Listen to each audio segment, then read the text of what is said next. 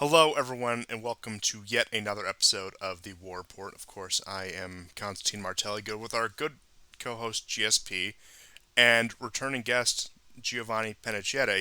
This is a little bit of a last-minute thing that actually that came up. So, Mm, welcome everyone, and we have quite a bit to cover, especially when it comes to Ukraine. There is a situation developing in Iran that we will certainly get into, and we'll just cover a few of the smaller items that have popped up throughout the week, and of course, give a just overview of what's happening in Europe and the situation with China and Taiwan, and just gonna make the rounds. And without further ado, I believe you do have some updates for Ukraine, GSP. If you'd like to start us out yeah. with that. So I will not focus on that much minutia, but I think there is some minutia that is worth mentioning, only because it will help fill out the overriding theme and stories that are developing in Ukraine, especially the last, let's say, 72 hours. And that is on September the 16th. So we're going back of quite a few days, but I think this is important. Um, Kherson downtown was shelled, and it was the administrative building that was shelled. Uh, Now there were random civilians that were killed, but and there's been a lot of civilian deaths, especially the last 2 days. I've counted like 7 or 8, but today, but yesterday had like 13. But even more, I think, disturbing is the uptick in terrorist attacks. Going back to the 16th, the prosecutor general of the LPR and his deputy were assassinated in their own office. So that can tell you like just how close they can strike. I remember. I mean, I've known some Russians who thought like Motorola and Givi were assassinated by the Russians, and I said, no, man, it's worse than that. I think that's because you know the Russians stopped uh, Strelkov from trying to take Mariupol back when there was a bit of a chance to take Mariupol after he had lost in Slavyansk. Um, so I've always been skeptical of the idea that the Russian government just does all of this stuff. I don't think so.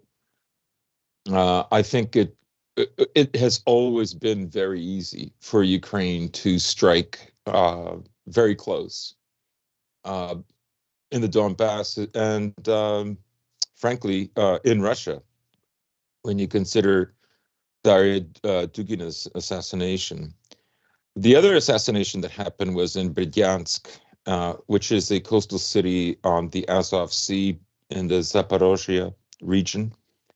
The deputy mayor and his wife were also killed in a car bomb. There was also a deputy policeman. I forget whether it was in Donetsk or not. He too was assassinated. And I bring this up because when this was happening, the success of the Ukrainians in Kharkov was well established. That's an ongoing battle right now.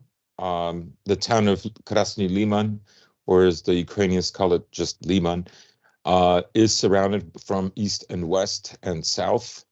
I don't know if it's going to make it. I have watched this town for over a week, and it's a gradual, slow grind. And I will be very honest, I am very worried about the fate of this town because if it goes, there are not very many big towns, and the beginning of an assault a few weeks from now on even Lysychansk is possible because there is another uh, town east of Seversk and just before you get to Lysychansk, I believe is called Belorovka. I could be wrong. But that town has been in a gray zone, and now the Ukrainians have taken it. So that offensive that was started in Kharkov, yes, it was very costly for the Ukrainians. They managed to get a lot of territory. They have not been able to successfully mount an attack on the Oskol River, but they have on the south of that region, along the Severodonetsk, they have mounted a successful attack. Now, as far as I know, it is still filled with just Lugansk militiamen. I don't know if Wagner is there or not. I don't know how many Russian troops are actually there. But I say this because, of course, everybody knows the big news about Putin's call for a partial mobilization. We'll get into the details, but I suppose one last bit of minutia minute is that the Russians have now successfully taken about half of Bakhmut, or as the Russians call it, Artovsk.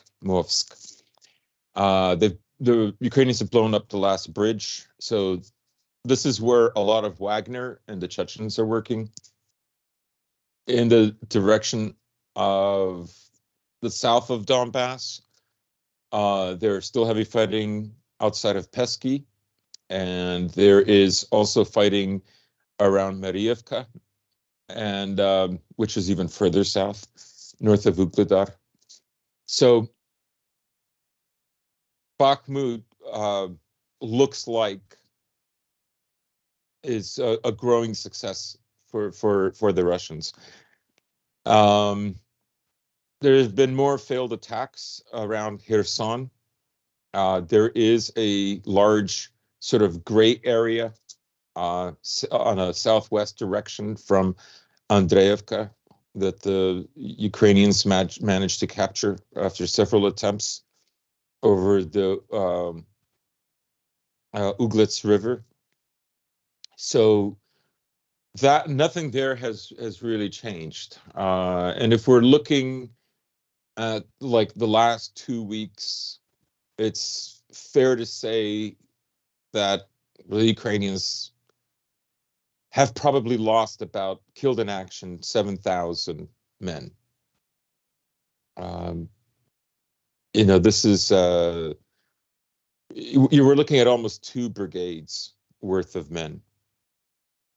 So it's an incredible loss. Wounded is much higher than that. And indeed, I've seen videos of wounded being flown out to European hospitals, particularly ones in the UK and in Germany. So I guess, but the main topic, and it is why I brought up the assassinations, is that something has to be done.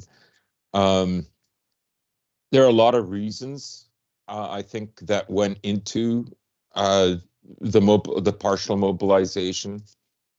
Part of it is, of course, the ability to secure these areas is not enough with the kind of small force that Russia has brought into this war theater, even though they call it a special military operation, and that the people in the Donbass are exhausted. Part of the reason they shell their cities is to get the men who are fighting them in places like Pesky and Bakhmut and Komede and Solodar, is to try to get them, emotional because they might have lost a relative, and to ask to be replaced or leave, right?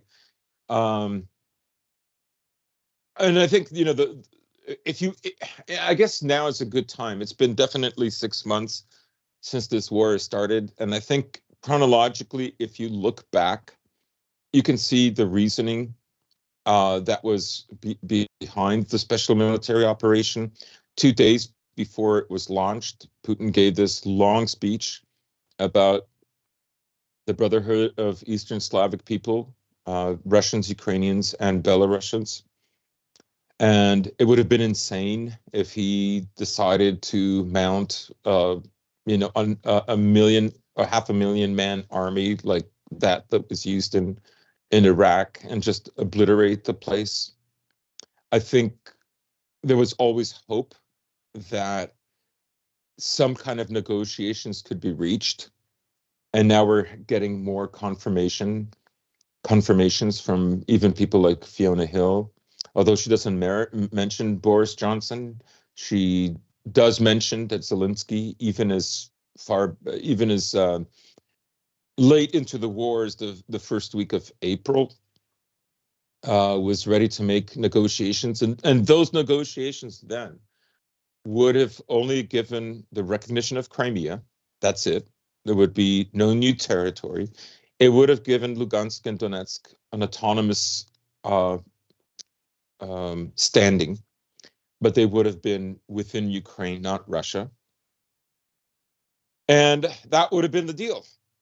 And, after mid-March, it looked like that might have been possible. Maybe it was never possible.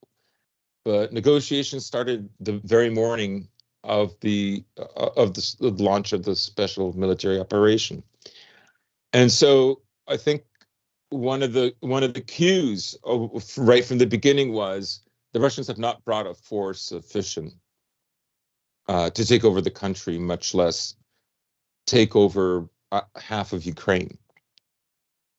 So that was the kind of language that was being used by the Russians to indicate what it is that they wanted, and what they wanted was not very ambitious for who Russia is within the world sphere. Yes, and you can Uh, tell looking at the beginning of this operation that you can look at it all you want from a military angle. That certainly is important, being an actual combat zone. But the nature of why they went in the way they did, once again, we've been saying this from the beginning, all comes back to political consideration between yeah, the Russian nation and the Ukrainian state, as it were. yeah, Because it was never meant to be this.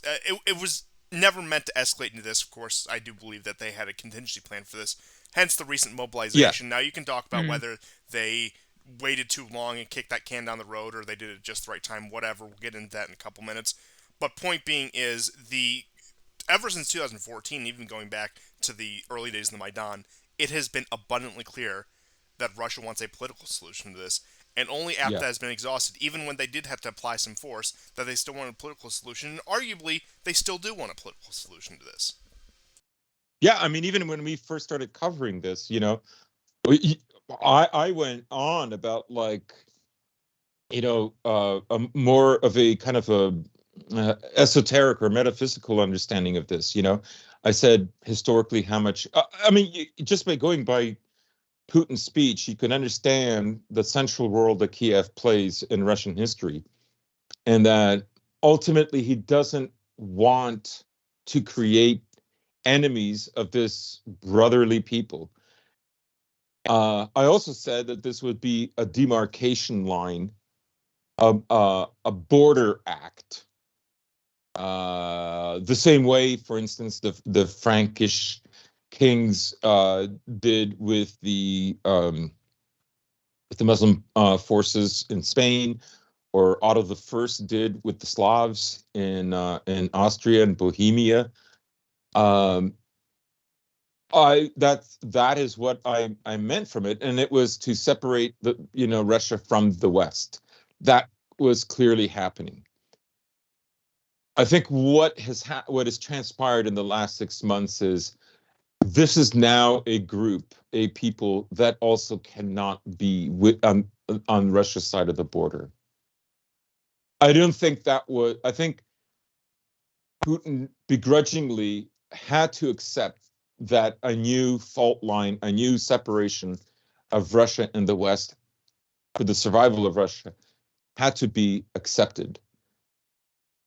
I don't think he meant that Ukrainians would be on the other side. And I think now it's obvious that that has to be the case.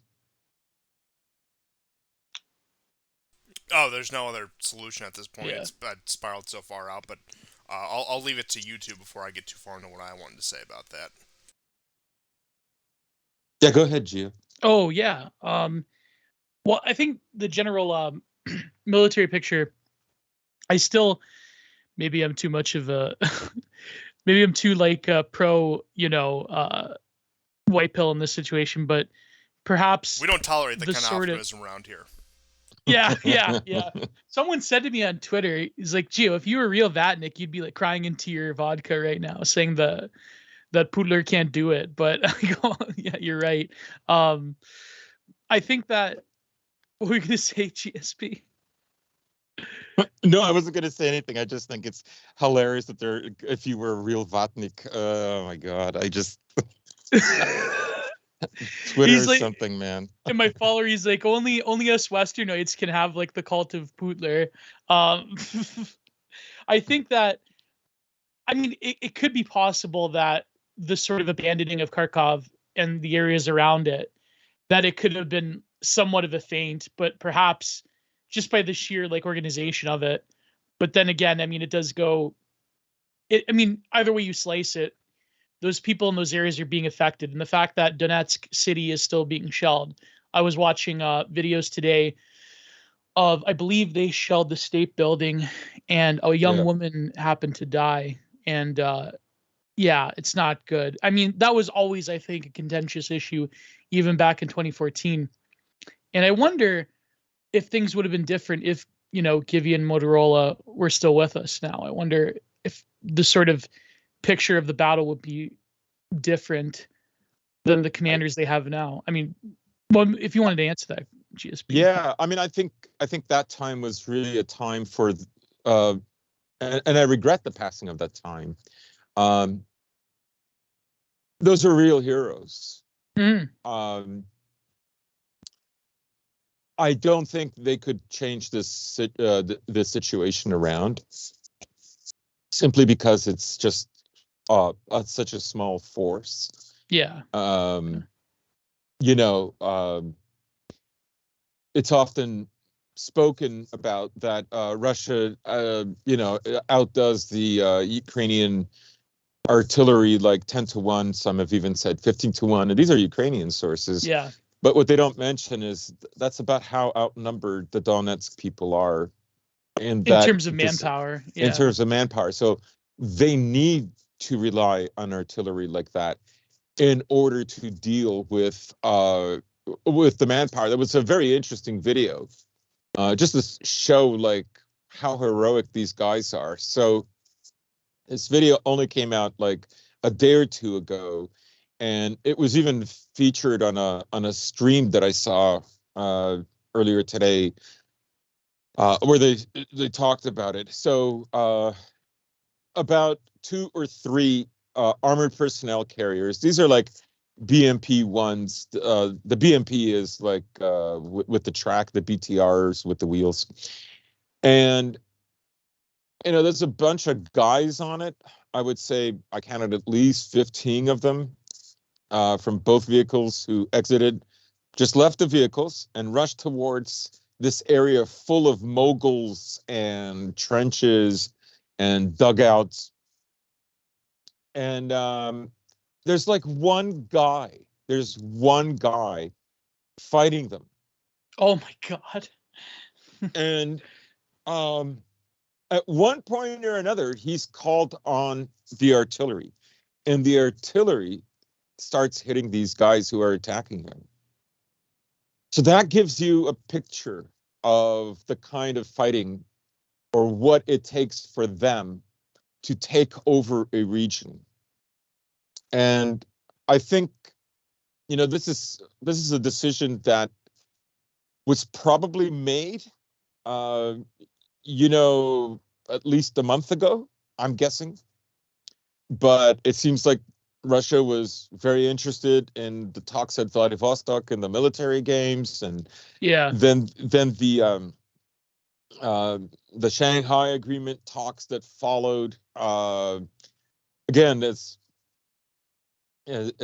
Constantine points out, the concern is mainly political, mainly geopolitical, and but I had a feeling, I think, by the first week of August that more would be needed.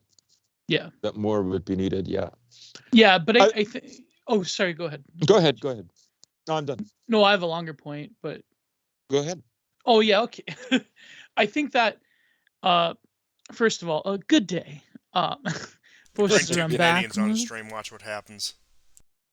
Yeah, forces around Ugladar. Just do a McCoy impression. Oh God. But no, I think that when you're talking about the Donetsk People's Republic, and I know Donetsk City was always like a huge sour point in terms of the Ukrainian shelling. When I mean, really, like realistically, the Ukrainians could be spending their shells in much more productive capacities than Yeah. shelling civilians. But the Western media will never talk about this. But I think that I was watching some of these older videos. I think the only news organization that had the foresight to report on like what the kayfabe of like Russia being like the Austrian painter contra Western liberal democracy narrative was Vice. Unironically, they were the ones to like break the kayfabe, where they did the series of I believe they actually interviewed Motorola. They did a series back in 2014 during the war I hate to and like say the it, but that was battle. actually fantastic work. I remember watching that Yeah, when it first yeah, came out. yeah. Oh, but I was watching those old videos and I was shocked at how the narrative, like, okay, the narrative back then was much different in the sense that unless you were like some weirdo, like Ukrainian nationalist, or you were some kind of like Julie Loff, like you had some kind of ethnic hatred against Russia, or you were some State Department hack that again had some ethnic hatred against Russia without naming names, Mhm. then it wasn't that Russia was seen as, they were seen as a rogue state, but in terms of like popular imagination, Russia, I think, either occupied boomer Cold War imagination or like a backwards third world shithole that the West basically decimated economically. But of course, people didn't know that side of the story. Back in 2014, the war was much less politicized. You did have Western powers giving arms to Ukraine and support, but nowadays, I think that the Russians perhaps anticipated a similar situation in the Kremlin, in the Duma, to what was going to happen in 2014. But now you have to realize that they're dealing, and I hate to say it, but Dugin is right about this. Not that I hate to say it, I just have to say that so I don't seem biased. Dugin's unironically right. They're fighting a spiritual war. I mean, even Yeah. Shoigu the other day, which I think I wanted to get your opinions on, both of you. Shoigu the other day came out. No, actually, tonight, actually, he came out and he said that they're fighting against the collective globalist powers of the West.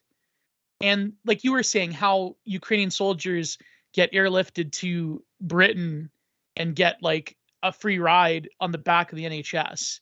Meanwhile, average Britons, die of ailments every single day. Like, I mean, in the endless supply of arms and weapons, the fact that this has been turned into sort of, the Russians are now like the collective geopolitical homo sacer, where they're abandoned outside of like the law. They are like literally like a Call of Duty video game narrative, like rogue state that we have to suppress because they're going to like, I don't know, send nukes to Washington or some ridiculous The statements. cartoonish levels of villainy, and Like, it's. I mean, they've been building that up for a while, but I think yeah, this is the pinnacle of all of it. I do have to say, not to derail too much, between the 2016 meddling thing and all the things that have popped up since then, Russia's supposedly funding the Taliban, whatever.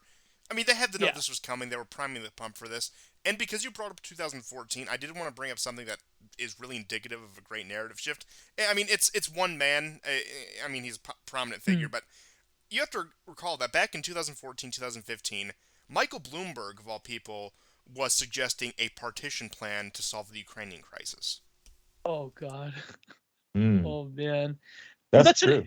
but that's what I mean. Like you were saying about, I think in some ways it probably has hardened Putin's heart to the possibility of the brother peoples of Eurasia, or whatever you want to call it, coming into the fold, the Belarusians.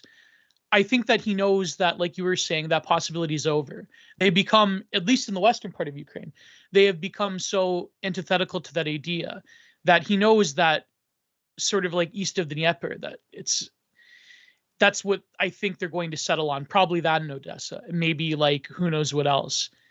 I mean, I was reading Charlemagne's article about the mobilization and how they basically have to take Zaporozhye and Bakhmut, which, I mean, to their credit, they are taking back, but I believe they've reached the military centers in the center of Bakhmut city. Yeah, there's a river Yeah. that divides Bakhmut like 40, Yeah. 60, Yeah. and the Russians now have the 40 part, the eastern part. Yeah, and all those, I believe they're going to hit those military bases next. I know that the Ukrainians, they've ushered all of their generals away from that area, which, if I recall, was the command base of basically their entire eastern front. So I guess that was a pretty shitty trade-off for the Ukrainians. But like you were saying, it is sad that the civilians are probably going to be most affected in these areas. And that's, again, this is another thing, is that the Western media will never report this. They will never report the persecutions of those people that they consider traitors. And they will never report the atrocities that have been committed. Or I was saying this the other day to my old man. We were listening to the Duran, and we were talking about how these so-called mass graves, and me and you, GSP, we know because of our country, know that what's going to happen, right? How the Russians were kind enough to bury the dead of the Ukrainian soldiers because they even erected crosses and wrote their names where it was possible to identify them. Yeah, by their dog tags and what. Do they still have dog tags, by the way? They must. I didn't know that. I think I saw them use passports and stuff. Okay, yeah. So then they go in there, and the Ukrainians claim that, we found mass graves, right? Mass grave. Remember residential mass grave. Yeah. I guess the Ukrainian children, the Bandera children, have been residential schooled in Ukraine. So I said to my old man, I turned to him, I said, that it doesn't matter, right? That it's not factually true. Because the Western media will report it as if it was true. They will report that the Russians massacred these civilians. And so, but I think that one thing, I know I'm ranting, but really quickly, one last thing is that I was with my old man and I was watching these videos on Telegram, and I'm like, here, do you want to see what's happening? And like you were saying, it was these Ukrainian forces, they were getting out of their MRAPs or whatever their troop carriers are called, the British ones, right? Mm-hmm. And they were going into these trenches, and it was one of these Russian drones dropping a grenade right on the top of their heads. And the Russian drone like zooms into one of them, like, pissing his pants while he dies. And I said to my old man, I go, we can talk about the geopolitical implications of it. We can talk about how this is indicative of a civilization proxy war. But the reality is on the ground. Like, Kiev has sent those men. No, I wouldn't say Kiev. I would say the West has sent those men to die in a field in the middle of nowhere that has no strategic importance. This was outside of Kherson, if I recall. And the fact that they would just shuffle these disparate men to these trenches to die against a superior force. And because you know what the Russians do? They bomb the troop carrier first so they can't leave, and then they bomb them. And I said that, okay, it's mean and it's terrible that the Russians, of course, these Telegram channels, the Russian Telegram channels, they find great humor in it. We all know the tagline, Ukraino Austrian painters, ho is sent back to Bandera, But but it's like, and apparently now, like they were saying, Bandera is going to have a lot of new friends down there. So, but the reality is that it's terrible that these young men are dying, and that it's terrible that they're dying needlessly. And I don't even necessarily blame Kiev for doing this. You know who I blame? I blame every single demon that runs the State Department. That's who I blame. And Boris the city Johnson. of London. And Boris Johnson, yes. And Brussels. That son of a bitch. Yeah, exactly. Boris Johnson, the city of Brussels, the city of London, the city of Ottawa, and Washington. Those are the people sending these men to die for no reason. And you could say that, okay, they're defending the Ukrainian state and all of this stuff, and they're defending themselves because they truly do believe that the Russians will basically erase them as a country. But that being said, I think that the human cost of it is astounding. And I know we can get lost in the sort of implications of it in sort of a, but when I watched that video and my old man watched it, it does dawn on you like this is real. Like this is it. Like why horrific. would they do? Yeah, it's barbaric. Yeah, the fact that like even people within Kiev are saying, like Zaluzhny, that, why don't we pull our troops back? Why don't we do things to mitigate the actual fighting? That we realize, and if the rumors are true that they are using Western mercenaries at a greater degree now. For example, in the Kharkov offensive, Yeah. about 1 in 3, if I recall. At least with one of the brigades, it was 1 in 3. Yeah, yeah. I've seen videos of Georgians, like you have getting Georgian injured, getting trained out to hospitals. I've seen videos of British people getting captured, Canadians, and of course the Western governments will never report the actual casualty. I can't imagine Trudeau would ever mention the actual number of Canadian citizens who are coming back in body bags. They'll never do that. So just Well, on a very there was minute a Russian point, estimate. There was a Russian estimate of how many Canadian mercenaries had gone back in May or June of this year, and it was like 602, which was about 20 more than the U.S. Yeah. But compared the population differences, they are 10 times. I mean, this is a country, the U.S. is 10 times larger than Canada. Yes. Well, just as a minute point, how many of these Canadian volunteers in Ukraine are from the diaspora population? I was going to say that, Constantine. I was going to say I was asking this to Stalin Frog on Twitter when he said about American volunteers that are getting captured and killed. I said that in Canada, I mean, GSP, you might know a bit more. I know a few. No, I mean, I know. Yeah. My friend is Russian Ukrainian, born in Ukraine, and he had 2 friends who were former bandmates, neither of them of any ancestry related to Ukraine or even Eastern Europe, Anglos, who decided to go and fight. Interesting. And he hasn't heard from them. Maybe I'm wrong, though, because I would guess that a good 80% of Canadian troops that have gone there probably have some linkage to Ukrainian nationality. I would say at least half. I would say at least half, but never underestimate. I would say the kind of pride in people of Anglo descent when it comes to Russia. Yeah. Right, because they see that as the only other European that can fight them. They know no other European can, and so that always irritates them. Yeah. It's a real source. Not even the Germans nowadays. Yeah, it's a real source of irritation for them. And so never count that out. Although it's also a bit of a tangent, I do think it's also worth considering that a lot of these volunteers in both the U.S., Canada, wherever, and I'm speaking from personal experience because I was talking to somebody who was considering going over, just simply because they were guys who were in Afghanistan, Iraq, one of these far-flung wars that just want the taste of war again. Interesting. But I was going to say, Constantine, like in America, Stalin Frog responded to me. He said that like almost none of them are actually Ukrainian that are going over. So maybe, I don't know, maybe they have pronouns in the bio and they're fighting for global gay marriage, I guess. But maybe it's true. Maybe it's just the Anglo spirit needs something to like stir them, I guess. But I mean, who knows? Maybe the likelihood is they're probably just being sent there by the State Department. Who knows? I mean, that's probably the reality. It does feel fitting for diaspora to sit thousands of miles away while cheering on from behind a computer screen. Not that I'm really any different in that sense, but I don't make any bones about it. At least that's how I justify it. Well, the Irish did that in America. Oh yeah, during the Troubles, So, and now you have. Well, no, I pissed off the Irish name far too much. the number one culprit?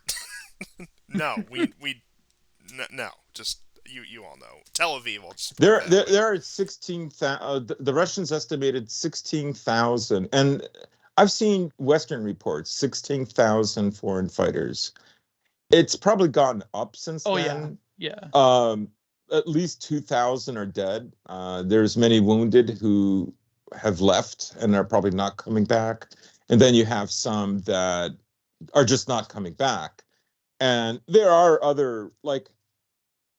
It's fair to say, I bring up the Anglos, and I think that's true, but there are French and German, there are Czechs, Probably the largest contingent are Poles. I was gonna say Poland probably has Poland and Georgia probably, I'd imagine. Yeah, Georgia is very high, but Poland is at the top of the list. I Not heard necessarily that, per capita, but in terms yeah. in per capita, Canada is like leading the way. Oh God, man. But in terms of total numbers, it's Poland. Yeah, yeah. But then I heard there was reports that there's some like French and British troops that have actually fled to Poland. They got tired of fighting. I don't know if that's true. Yeah, Yeah. I mean, we've heard. I mean, you can find the interviews with them telling you how poorly equipped they were, and the artillery strikes were They're too being much. pushed to And the front as well. this wasn't like Iraq. Yes, that's right. Because yes, because their most dedicated and bestly trained troops, many of them who are from Western Ukraine, um, they look at their best chance is for them to live. Yeah. But for them to live, the first wave of attack, which of course is always going to have the highest amount of casualties, those should be foreigners, and Yeah. those should be Ukrainians from central and eastern Ukraine, because they have a gradation, right? The most Ukrainians are, of course, from Galicia, and then you have the central ones, and then you have the ones on the east side of the Dnieper, and so on and so on. Oh my God, what a brutal they look at it eugenicist like triage right there. Oh my God. Yeah. They look at them as they're not as Ukrainian as the Ukrainians in the West, and they're disposable. Oh my God, that's terrible. Yeah. Oh, but that's what I mean though. Like the fact that they're thinking. I remember. I forget who said it, that with every troop movement, that the difference being is that Ukraine, like every single sinew of Ukrainian society, has to go along with whatever movement that are happening. But that's what I mean. The media in the West, it's like, which I want to ask you two about, which is this whole notion that the partial mobilization is because Russia's losing and that they were losing troops left and right, and that if you go to the fella people, the on Twitter, which I mean they're a psyop, let's face it. Yeah. Oh, the I NAF. blocked Well, them I on can the tell you site. what the F stands for, but YouTube might not like it. Yeah, no, but if you go by what they're viewing, like, I always thought it meant fags. North Atlantic Fag yeah, they're just tobacco enthusiasts. You know, we mean nothing by it. and a lot, yeah. Gonna have to edit that one out. We'll be fine. Yeah, it's not gonna happen. North America Fanok organization. But if you go by them, basically Russia's losing. Kiev is going to take Crimea tomorrow, and the reason partial mobilization is happening is because that Russia's losing all of their troops left and right. Even though in a lot of these cases, like Zaporozhye, I've seen videos where the O group, which I believe is the GRU Spetsnaz mostly, and Wagner, they're basically engaging Ukrainian paratroopers and Marines, which is like their top level troops. So I don't know. I mean, is Russia losing their shirt? Did they have 6 million Russians died in this war? I don't know. Yeah, I don't know. I mean, I mentioned last week from a pro, he's Ukrainian anyways, Ilya Ponomarenko, who said, like, the fact is 10,000 Ukrainian soldiers had to die to prove that Ukraine can win, and that the West must finally stop hesitating and send massive defense aid to help end this war. I mean, that's the long and the short of it. I think when we're talking about the 300,000, we're talking about what Constantine said, a contingent plan. If it looks like that there is not going to be any negotiated peace, if it looks like this is going to go on to a much more brutal and longer war, then at some point, given the mass, given the size of Ukraine, which is at least twice the size of Iraq, both by land and population, the largest army in Europe, given that's the case, you're eventually going to have to send in more troops, Yeah. because 180, which includes like Wagner, Chechens, and then on top of that, maybe a force of 15 to 20,000 Donbass fighters, like it's not going to cut it, Yeah. right? I think early on the Russians were pretty confident, because I think by April and the end of May, particularly when Lysychansk was taken, and quite ironically, it was when Zelensky went to Bakhmut to tell them that Lysychansk isn't going to fall, but it fell anyways. Um, I think by then the Russians probably had thought, like, we've killed a lot of these guys. Like, they have. Yeah, we slaughtered them. Yeah. We like they're done. This is when June is when we heard Zelensky say 1 to 200 killed in action every day. Mm-hmm.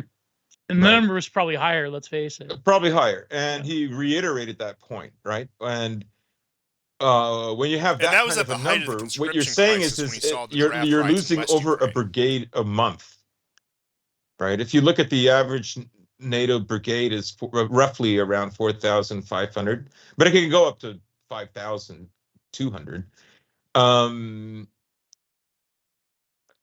That's a lot of men, right? And that's a lot of trained men. And I think that the Russians thought that at this point there would either be a coup, or there would be like just more refusals to fight. And we saw a lot of videos, those brigades refusing unless they got artillery support. Yeah. Right. Many of them just flat out and said, we want to go home to our families. We've had enough. So on and so on. But during this whole time, the Ukrainians, since February, were actually training replacement units in the UK. Now, a lot of them had a kind of expedited training. So instead of the basic 3 months, right? So if you're talking about the US military, 3 months for the Army, 4 months for the Marines. We're talking about 1 month or 3 weeks. Oh, God. Right. Not even basic weapons training in the US, by the way, that number. Right. So they're getting crash courses. They're getting pushed out as fast as possible in order to literally plug up these holes, because they don't need them to be like necessary marksmen. They just need to occupy these trenches in order to outnumber the amount of fighters in the east on the Russian side. And you have the more what's left of the more experienced and dedicated units from West Ukraine behind them. Now, I should say that there have been at least 2 brigades from West Ukraine that have been wiped out. Yeah. We talked about, I think, the 128th, but there's another one called the 18th, and they got killed in that cul-de-sac around Andreevka. So I would say that has been the way Ukraine has been fighting this war after they lost Mariupol. Well, that's what I mean. Azov. I mean, for whatever you want to say about the Ukraino-Austrian painters, they pretty much were kind of their most dedicated and best trained troops since 2014. People argue that the Marines were better trained than Azov, but that isn't to say Azov isn't well trained. They are well trained, and they are probably the most devoted of all the troops. But the troops that and of course the Canadians trained Azov in Mariupol. Canadian. Oh my God! Really? Oh yes, absolutely. So. But if I had the spinny wheel and I had a shirt in the downtown Toronto, I would get a human rights commission case.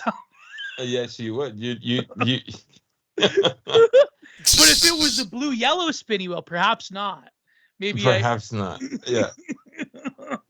Yeah, I love how pragmatic liberalism is. I love how it can just switch. There's just no consistency.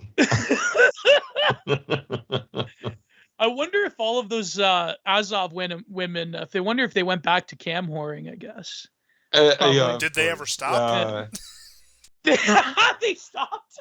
Yeah. Oh, brutal. There was this one on Twitter, this Azov account that I believe it was Stalinfrog again that pointed out that this woman was a legit porn star that did like gangbang scenes with African American gentlemen. So that's anyways. Slava Ukraine. Nothing but the finest. Now, with all that being said, I suppose to round out Ukraine, we do have some news about referendums that will be taking place in some of the territories that the Russians say they have liberated. At least it's the Russian point of view. I won't either confirm nor deny how I feel about that, but those will be taking place from September 23rd, which will be the air date of the show, through September 27th, which will be this upcoming Tuesday. And that will be, again, over the course of those 5 days. There's already calls, premature cries of tampering in those elections by Russian authorities, but I've received assurance from the Kremlin that these elections are fortified. They are secure, the most secure elections in Russian history. And yes, so in response to that, you actually do have a German delegation visiting both Russia and the Donbass as so-called neutral observers when it comes to, well, not neutral observers to the referendum, but when it comes to the situation of the conflict in general. So maybe that will have some headway into, perhaps I'm being too optimistic here and I should be shouted down by way too optimistic. But perhaps this will provide some sort of temporary off-ramp for the West coming in the winter, because as I'll get into with some of the European news, the situation is not looking any more optimistic than it did last week or the week before, or the situation we've been covering for several months. Or some speculate it will be cause for further involvement, showing whatever atrocity happened on the Russian side, which is why we must get deeper involved. But it's not so atrocious that we're actually going to commit to fighting this war ourselves, because that's just out of the question. But keep your eye out for those. I can only imagine that these referendums will go in Russia's favor, although it is interesting speculation. I did see a few people talk about, well, what if the referendums come back is no? What's the response to that going to be? I mean, there's no way these referendums come back as no. No, that's never but gonna happen. It like I do think it would be funny with all this priming of the pump that these are going to be a fixed referendum, and that Russia is going to integrate these territories under the guise of democracy. That if they come back no, maybe Russia should do a trolling operation, is what some people suggested before, or perhaps they could. I mean, I don't know how fixed it will be. Yeah, we had even CNN do that story where they had like an exodus of cars leaving Zaporozhye, the city, into the southern part of Zaporozhye, the region.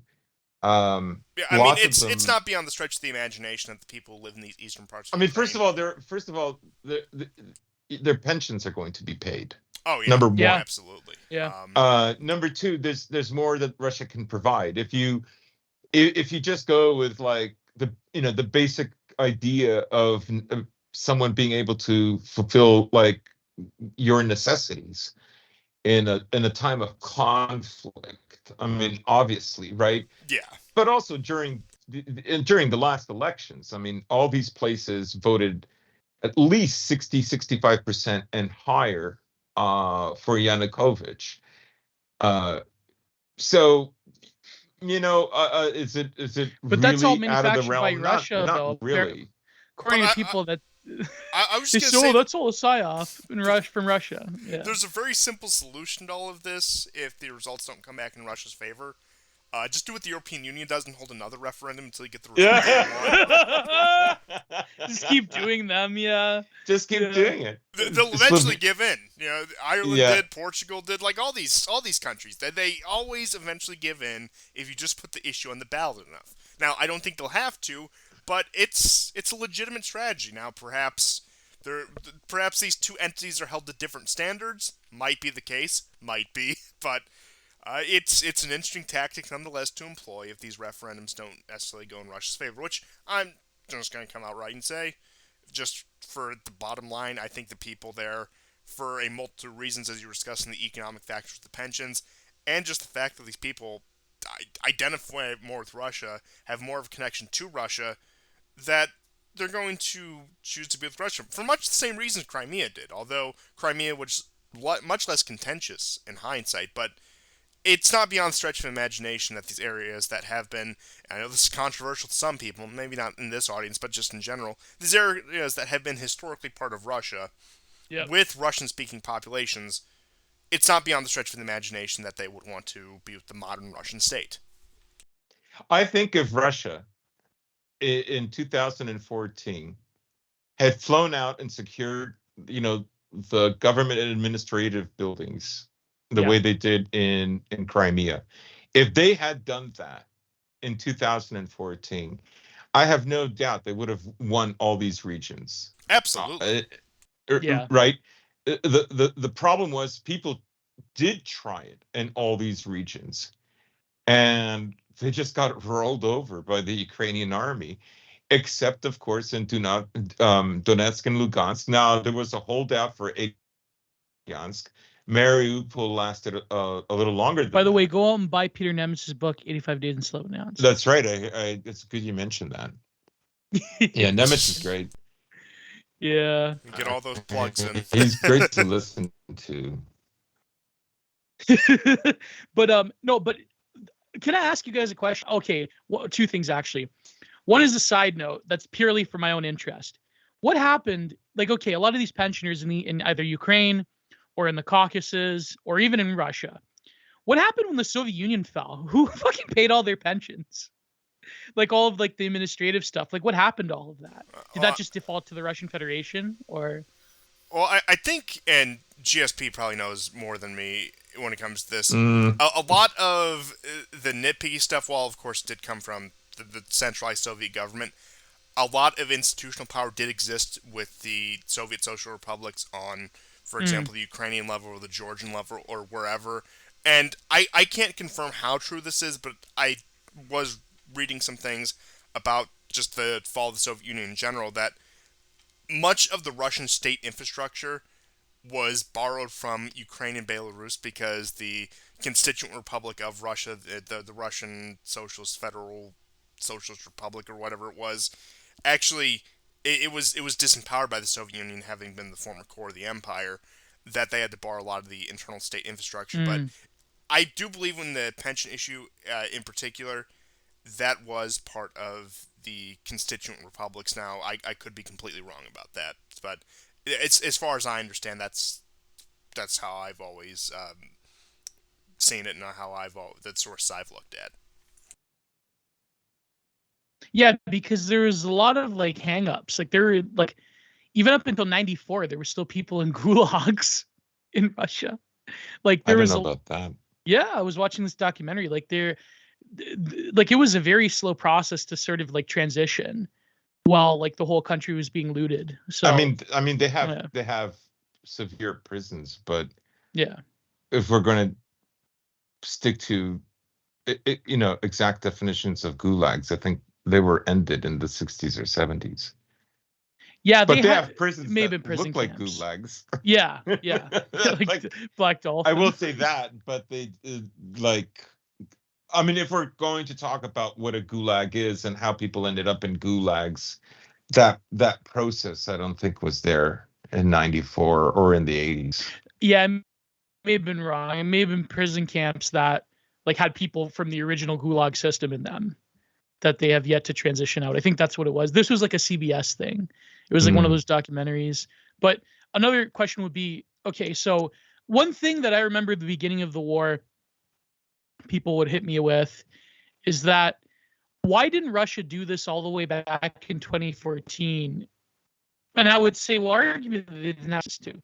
But people are saying, oh, that's not true. They had the resources. They could have taken those areas. Like, why did they sort of why did they pursue the policy of slow grade, like a low intensity, slow burn sort of like I don't think that whittling was away. the plan. I don't think No? either. No, No. I don't think either of those two things were plans. I think those were contingent reactions. I think Mm, what they always wanted was a political solution, right? yeah. Um, I think, like I said, the delineation that's happening with East versus West, with the attempt to get the Ukrainians on board to identify with Russia. And I don't mean Eurasianism, I mean Russia. Mm, Um, that is over, and I think I think the wisdom behind it was, look, the Ukrainization of this region that we now call Ukraine, which whose territory ballooned.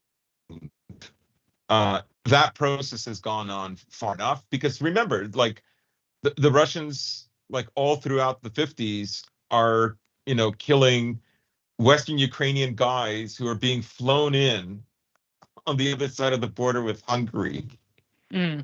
and they disappear. Had an article about 75% of them never even lived after the first after landing. And I think the takeaway Like was, Russian army just kept eating them pretty much. Like, yeah, they oh, even pretended that they were successful, and they would lead them on so that the U.S. would supply even more of them. oh God, so They they just would put lead him them in a on meat that they, grinder. Yeah. yeah. So I think there was never I think they wanted a political solution to what happened. Now you can call that naive. I think it was. Uh, I think there was a lack of resources because there was fear of what could the U.S. do, right? Yeah. Like academic agent had a tweet that he did tonight that was brilliant, where he brought up Zimbabwe, and he said, Zimbabwe cannot um, inflate itself outside of a debt because it pays its debt in U.S. dollars, right? The U.S. can inflate itself as a result. And this is not economics, this is power, right? So Russia did not have any mechanisms. Like if they took Russia off the SWIFT payment system and they seized like $320 billion worth of assets after that already did happen when the Soviet Union fell, Yeah. except Yeah. Gorbachev got a lot of that. Um, if they had done that in 2014, they would have been completely unprepared. And I think that's one of the reasons why. Now, Crimea was like something that they could not let go. That was something that it was almost like a bluff in a way. It was to see like how far would the West go, because I think they understood that it would not be resolved. How it would be resolved would be unclear, but that the U.S. itself maybe wasn't prepared, and that the U.S. could tolerate Crimea as more and more sanctions piled on, and if Russia could be more and more isolated and extended.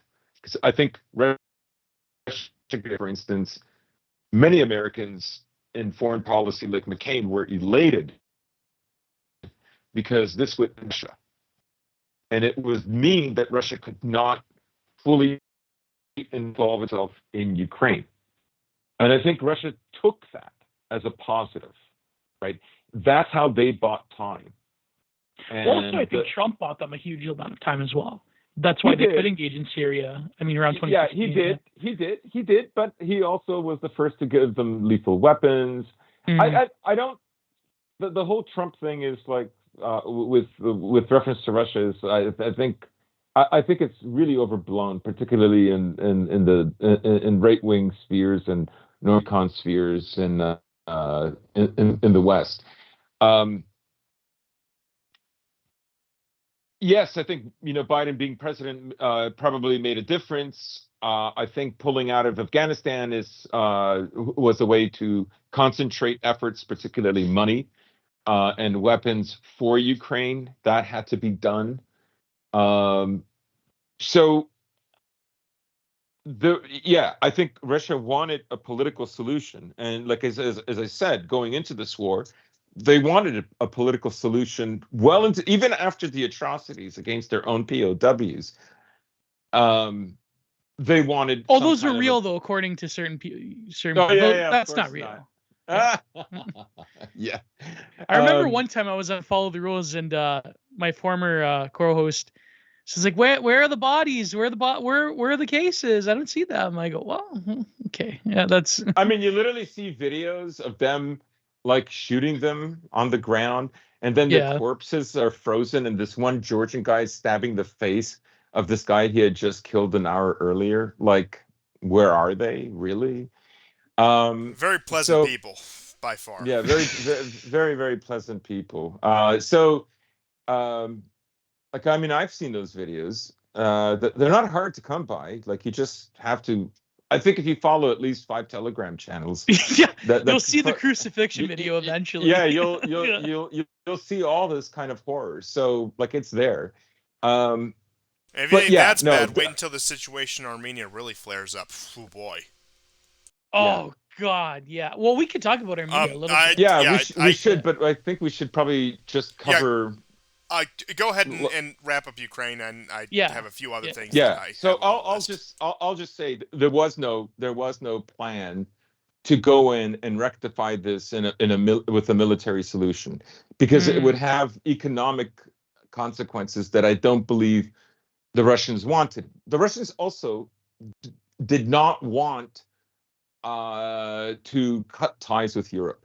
That well, is yeah, not because what they wanted. economically they weren't in the strong position like they are now, where they Not can. just that, Yeah. that's true. That's true. But I think even when this war started, people were asking themselves, why is Russia still sending gas?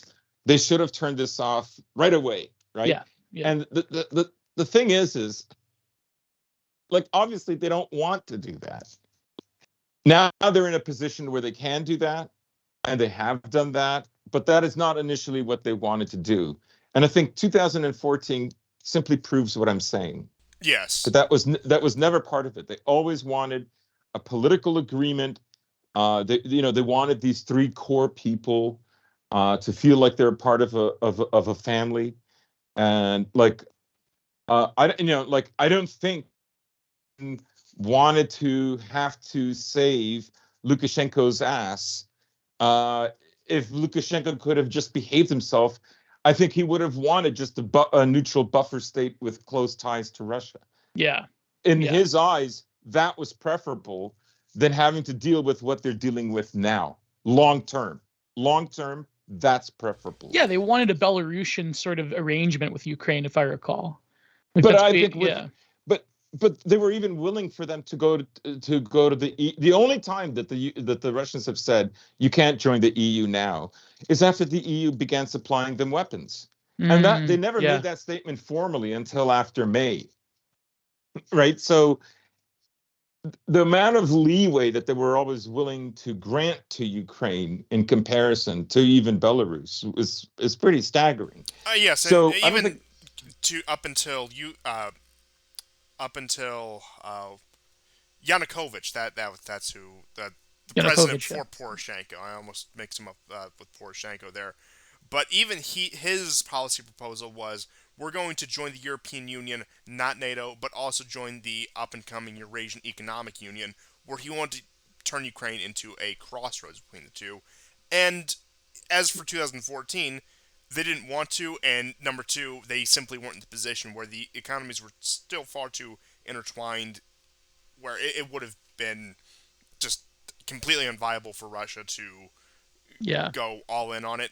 And although he has been sidelined when it comes to question of cooperation with Europe, you had Medvedev, the former prime minister, and even he also is former president technically, coming out and saying that we're building a new Eurasia from Lisbon to Vladivostok. So although he doesn't hold any real position of power now, the idea of cooperation with European states and Russia is not completely dead, but the idea of cooperation with the European Union as an entity is dead.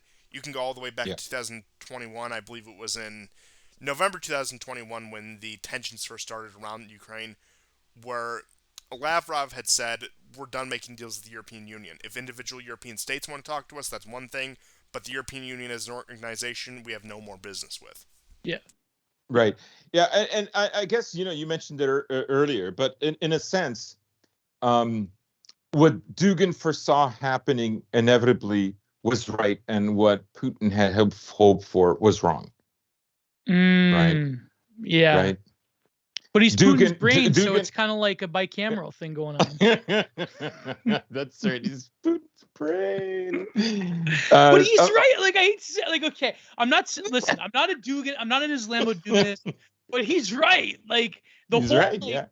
he anticipated He the did. absolute satanic lust of the West to Yes. destroy Russia. Like, He was. This is what I say. I've said it on the show many times. Like, don't get hung up on all the shit that you don't like about Dugin. Like, yeah, that he's a look for his Jewish Wiccan, blah blah blah. Yeah, yeah. Yeah, that's right. He's not an old believer. I mean, he's an old believer in Satan. Like, Yeah, True he does Talmudic dark sex sorcery. magic with. yeah. I mean, a lot of these people. Dugin probably got pussy, back in the day. He looks. You know what? I'll say this. He looks better now than he did in his youth. Yeah, you're right. He's right. slimmed down. He's more chiseled looking. He always reminded me of the lion from The Wizard of Oz. Yeah.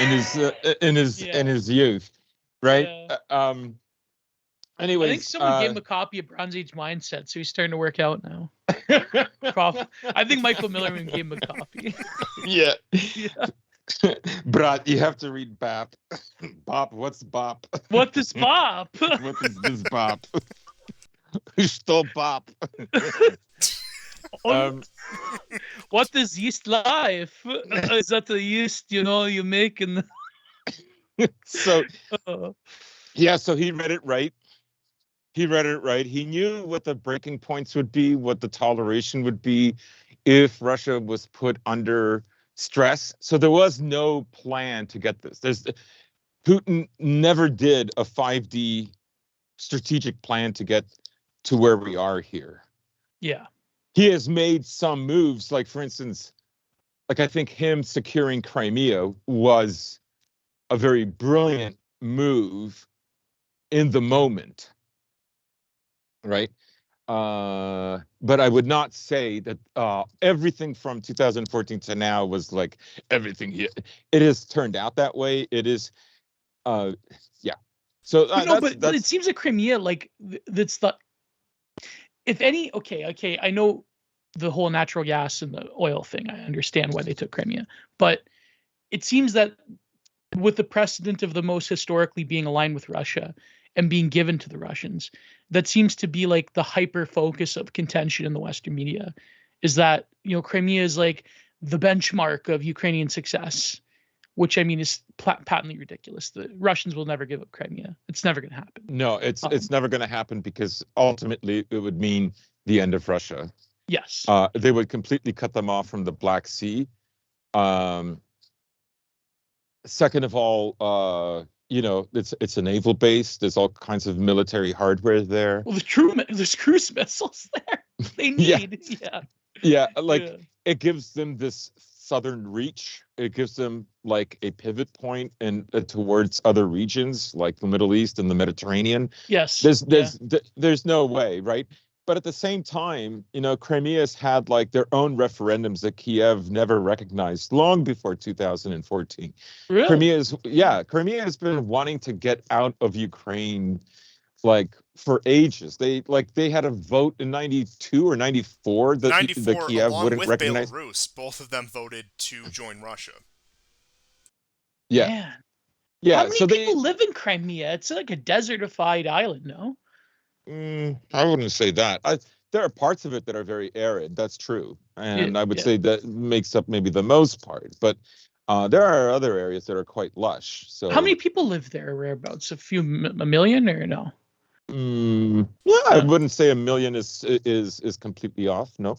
Yeah, it's in that within that range, and I am glad you had brought up the Putin 5D chess thing, and not just for Putin, but just in general, because I think people get this idea that whenever somebody in a position of power, Yeah. they always think that they have like these long, like meticulous plans. While most of them, at least the good ones, have an overall general plan for the next however many years, the foreseeable future.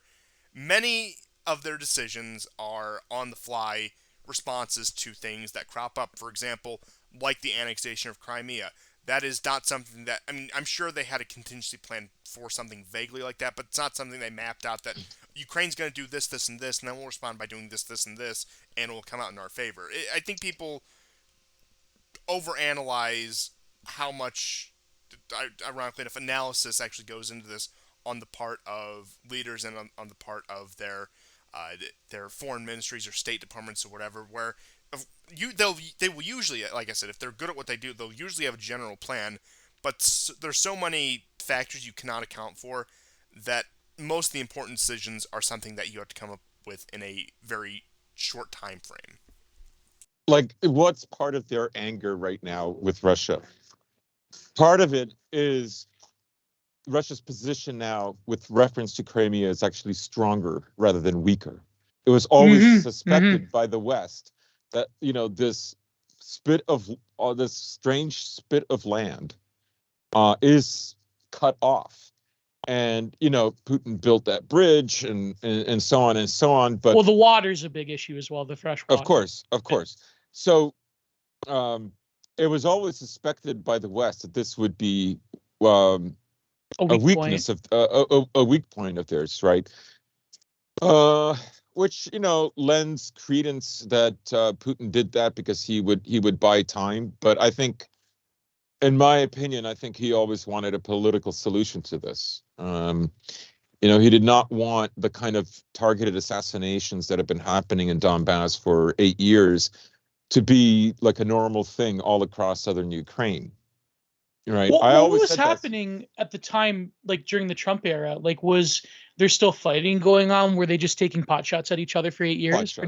Okay. Yeah. It was very sporadic. It was nothing like the kind of fighting we saw in 2014, and that where they leveled the whole airport. Months of, yeah. It became very stagnant after 2015. Very static. People died. It was almost like the Troubles, you would say, in North Ireland. Yeah, targeted assassinations, small raids. You shelled us first, that kind of thing, but nothing that we see happening in Donetsk City that is happening now was happening like prior to 2022, because of course even before Putin declared their independence, that shelling had already started. So Ukraine was ready to either take over this area or get into a war over this area with Russia. But the only other news I have from Russia, of course, is the prisoner swap, and it appears that Russia has swapped a large contingent of Ukrainian prisoners for 55 Russian prisoners, including Medvedchuk. Putin is apparently the godfather to his daughter, Medvedchuk's daughter. I don't know how close they really are. Maybe they are, maybe they're not. I don't really know. He's part of that party of regions, really part of like the old guard who kind of played both sides, the West and the East. And including some of the mercenaries that fought, like Penner and Aslan. Now there have been other mercenaries that recently have been killed, including another Israeli. But Penner and Aslan, apparently there was a deal made with what's his name, MSB or MBS, from Mohammed from Mohammed bin Saudi Arabia, Salman. the prince. Yeah, bin Salman. So the deal is this: some of the leaders of Azov are in a Turkish prison, Mm. and they will remain there until the end of the war. The other prisoners, about 171, are going home. Um, and the British guys, I think they too are going home now. What's so stupid and what's an absolute failure about this, and Kadyrov, the Chechen, actually voiced his displeasure with this. He said, a lot of our Chechen boys died to liberate these areas, and now you've set them free because Chechens Yeah. were Yeah. pivotal in the fighting, along with the Donetsk People's Republics in Mariupol. There were very heavy casualties on both sides, and they feel rightly betrayed. But what's even more stupid is, the Donetsk People's Republic were fixated on trying these guys in their courts and claimed that they were going to execute them, and that didn't happen. And even the Russians now, I'm assuming the Russians have some of these guys in Azov whose cell phones contain torture videos and stuff that are being Oh yeah. held. But some of the leadership has been let go. They're not going to face justice, right? So I would say both the Donbass and Russia, in a sense, have egg on their face because they made a big deal out of it and nothing has happened. They've traded them. The only positive is there are almost no Russian prisoners left. There was less than 500 in July. There's far less than that now. There are still well over, just from Mariupol alone, from Azovstal, there are still over 2,100 left. So I would say that the Russians are dealing with prisoners like well in excess of 7,000, Yeah. if you count all of them. Just Mariupol alone brought in about 3,100, at least. So, in a way, Ukraine could bargain for more because there was hardly any Russian prisoners left. That kind of equal trade that they were doing throughout the war just didn't happen this time. But as I say, if they had never made such a big deal out of it in the first place, they wouldn't look so silly. That's what I mean. It's kind of like a propaganda failure in the sense that you made a big deal, especially sending the Chechens because of their particular ethnic grievance. Like Yeah. I saying agree. oh, we're going to Austrian painterify Ukraine, and then you go and you give up Azov leaders. I think some of them have already gone back to posting on Telegram, if I recall. Of course, Telegram. right? They literally can't. They have, oh, I'm sorry, it was just a mechanic. And I don't then, actually believe.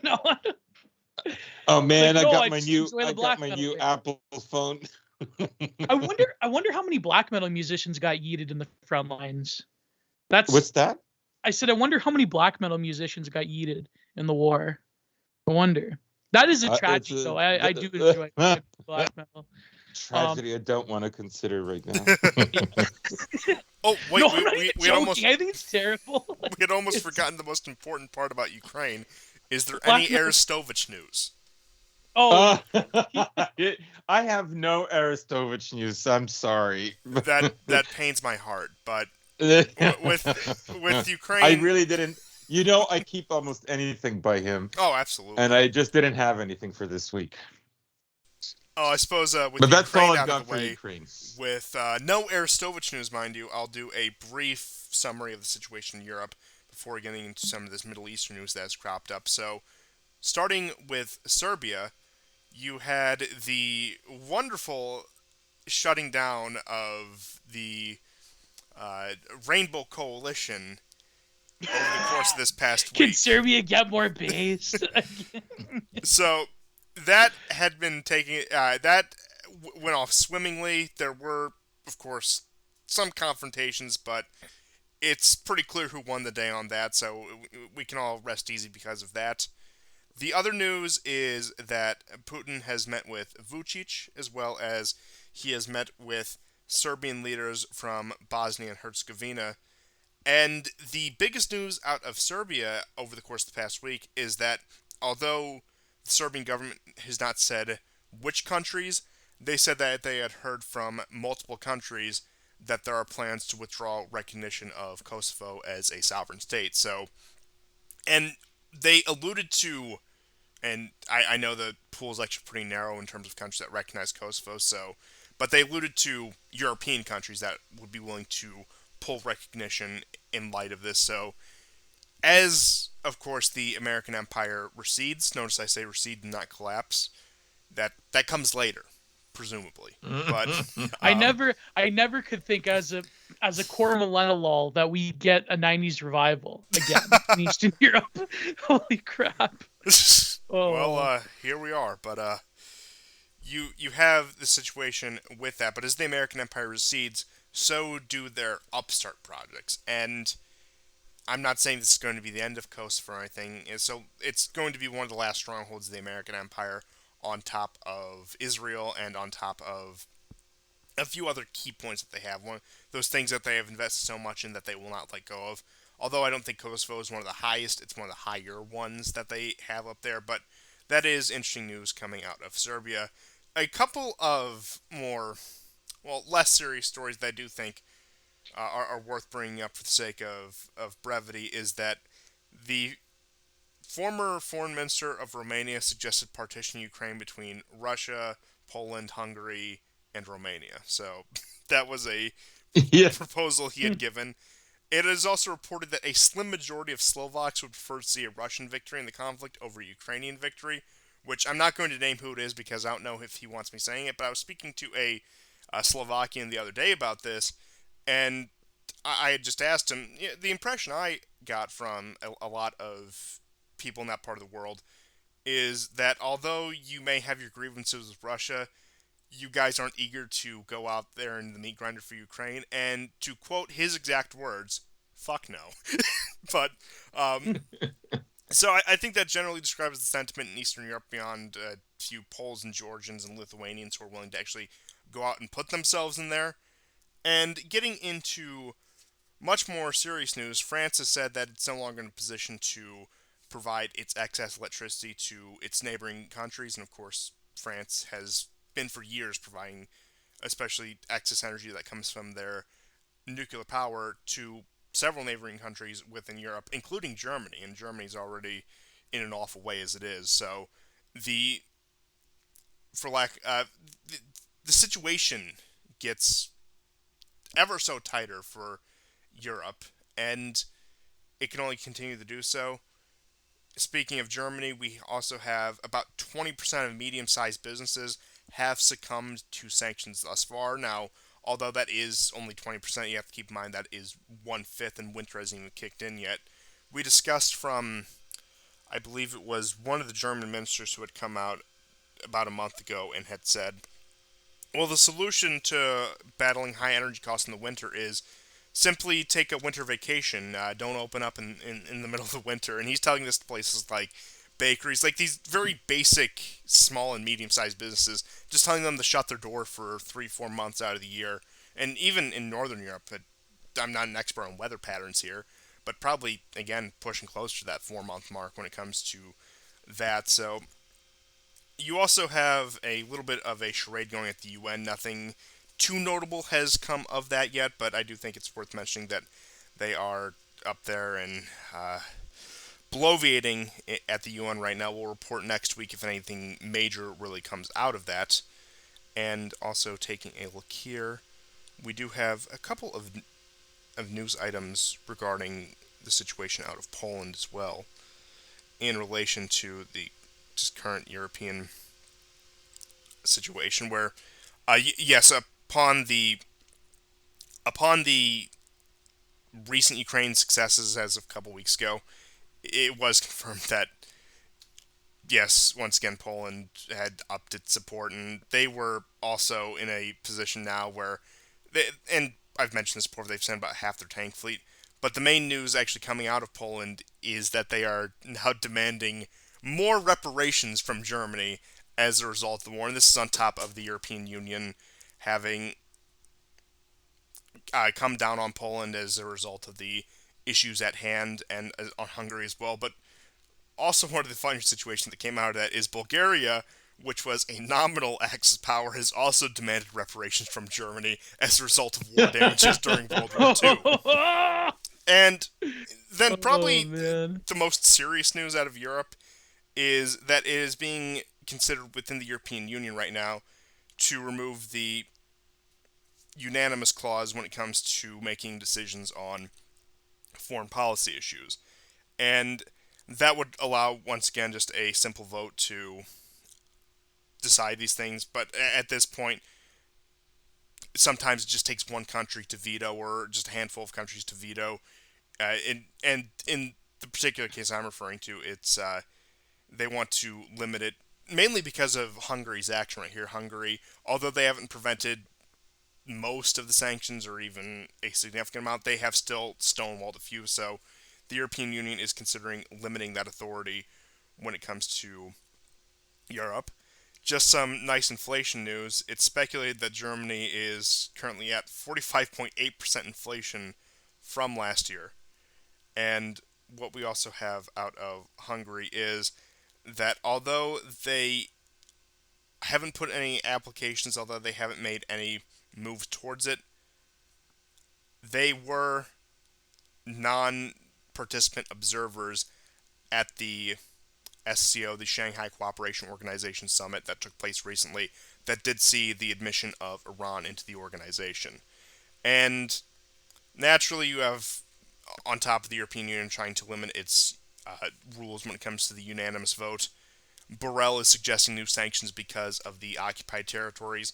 And it does appear that the visa restrictions on Russian nationals that they had originally planned was set to be scrapped, although you do have individual cases such as the Baltic states are not issuing them to Russian nationals, including ones who are trying to escape mobilization, which you just have to appreciate the situation there where they're trying to get out of service in the Russian military, and they are denied access to a foreign country, although most of the cases, the people who are trying to escape from mobilization are people who wouldn't even be subjected to the current mobilization, because the details of that were reservists and those with military experience, not just the general population as a full mobilization would be. So you do have that, and then moving into more news about the Shanghai Cooperation Organization, Iran, and the fallout in Iran this week, is that Turkey is seeking ascension into it. But if either of you have any other additional news stories before I get into what has gone down in Iran this week, the floor is yours. Well, when the dark stuff has gone down in Iran, I wanted to ask you to just maybe dispel some myths here about all we're seeing in the news stories about mobilization is that there's massive protests in Moscow, and there's people like Googling how to break their own arms to get out of it, and there's going to be they're conscripting teenagers, and it's all this crap about the Russian people don't actually want it, and it's kind of like Vietnam all over again, where they're burning their conscription cards. It's wishful thinking. It's just wishful thinking. Then you see the videos of hundreds of people going to the recruitment centers. First of all, of course, yes, there's that, right? You see people like in the Belgorod region, just north of Ukraine, south of Kursk. 80% of the people there in 24 hours had already shown up to the office. Oh my God. The same thing in Chechnya. You have one of the governors from Kamchatka who's already flown. He's already flying. He's a middle-aged guy. He's in his early 40s, Yeah, I've but seen other that's like a 20-year-old compared to like the average North You American agree? youth. A Yeah, Chechen 50-year-old's like a 20-year-old. yeah, no, I mean, these are always fanciful stories. Yeah. The West would love this to be true. Yes, of course, there are Russians who don't want to join. Blah blah blah. Yeah. Of course. Yes, Russians left when Putin announced. So there's going to be, definitely some Instagram influencers who are gone. They're never coming back. I mean, Oh No, please don't go. no! yeah, but the flip side of that is what I just said, that there are lots of people who have desperately wanted to join, but I forgot to mention that only people who have prior military experience are going to be enlisted. Yes, them and Of reservists. It course. was a call up of the population that wouldn't need to be trained from the ground up. Where I know that they were trying to do the Vietnam comparisons. It's actually, ironically enough, the exact opposite of what Johnson did. Whereas Yeah, Johnson called up the draft from the general population instead of activating the reserves. like I saw Yeah. this very soy-looking Russian kid, okay, and he's burning Like a his Nafuckers type. Yeah. yeah, and he's got white hair, and he's burning his, like, we're supposed to believe it's his His draft. It's like, totally you real draft card. first, yeah, it's not, first of all, and two, he would never even be drafted. No. So I mean, you have to understand. I guess we'll talk about a country like Georgia, but it has something like 14,000 different NGOs working in there. There are, like, literally little armies of people who live in these countries. Their entire existence is to make fake news. It Yeah. is literally to continue to make a simulation of Western revolutions, Oh yeah. of the post Enlightenment revolutions that took place, and all the sentiments and all the logic from that. That's all it is. That is how the West finds validation in the kind of system that it's in, Yes. when it sees other countries imitating their revolution. It's as Well, look good at as them wanting Iran to. Oh, Yeah. this week. Yeah, you bring me right into it. If you Okay. guys are, So go there, ahead, I go say ahead. there we I go. should say That's all I've got. Putin should clear them out. Clear them out. Why has he done this? I love academic agent. Oh my god. Clear them out. He's Like, so good. He's so good. but why hasn't Putin done that? He should just kick out all these NGOs. He has Like, to seriously. gulag them. He has to. No, he's got to give them the Send pussy in riot. the Cossacks. Send to the Chechens to deal with like shit lip, like blue hair women. They probably fall in love with the Chechens. They probably would. They probably have. They would extend their like Western black.com fetish to the Chechens. Oh, They terrible. Where Pussy Riot? Where is Pussy Riot? What gulag are they in now? What prison are they Chechen in guy now? beat up my boyfriend, and I can't stop thinking about him. The Chechens literally like shot my boyfriend in the head and like just took me that. And I can't stop thinking about him. I can't stop thinking about can't stop thinking about Mahmoud. Yeah. Oh man, inshallah, and like you imagine some of those Ahmad Chechens, Sila. like, can you imagine though some of these like 6 foot tall burly like beasts just like coming at you in the field. Like, these Chechens, they look like serious dudes though. I gotta admit. They're serious dudes, man. They're Yeah. serious dudes. Oh boy, Scary but shit Iran, comes out of the speaking of in the mountains. dark. 9 times out of 10. No matter what mountain range you're talking about, scary shit comes out of the mountains. Yeah. Oh man, but they seriously, they all look built. They all look like they're over 6 feet. It's amazing. Yeah, it's true. It's the mountains. It's got to be like. I think you got it. Like, the only people to have fought off Russia effectively for like 10, 15 years. So, you know, I know people that like on a serious point though, like that is quite funny. Like some Western like blue hair getting falling in love with the Chechen. But serious point, a lot of people have compared Grozny to a potential future situation in the front in areas like Bakhmut, which I don't think if Russia would get to the point where they're willing to take conscripts the way they did in Afghanistan and in the Chechen War, I personally don't see that It might come later. It might come later. I happening. won't say now. These conscripts are not going to take 3 months, a month or two maybe, but not 3 months. So I would say right now Russia really still has to hold on in the parts that they control, because a lot of these reserves are not going to enter the field for, I would say, end of October. Now, to loosely minimum. Yeah. It'll be later than that. in terms of general conscription, to loosely quote what Anatoly Karlin had said today, when I get called up for service, Russia's losing in a very bad way. Oh, Oh, wow. Yeah, they'll send the autiste last. I mean, I love Anatoly Karl. I love him. I can't Send the autiste yeah, send the autiste last. into the meat grinder. Oh God! The Chechens go, send egghead. You send. Oh man. But yeah. So Iranian news. I had this tweet where I said that basically the glow in the darks, they create, the world is kind of like their movie studio, and they create picture narratives in real life for Western shit libs, particularly Western white women, to consume and to get really really hung up on. Yeah. So in Iran, these pictures of masked women parading in the streets and burning the burqas, that is that really I think is and the fact that Anonymous is getting involved as well. I'm That literally just proves soy to me. jacking right now. They're soy jacking over it. Listen, now I have some pretty controversial takes on the Iranian Revolution, but I'll leave that aside.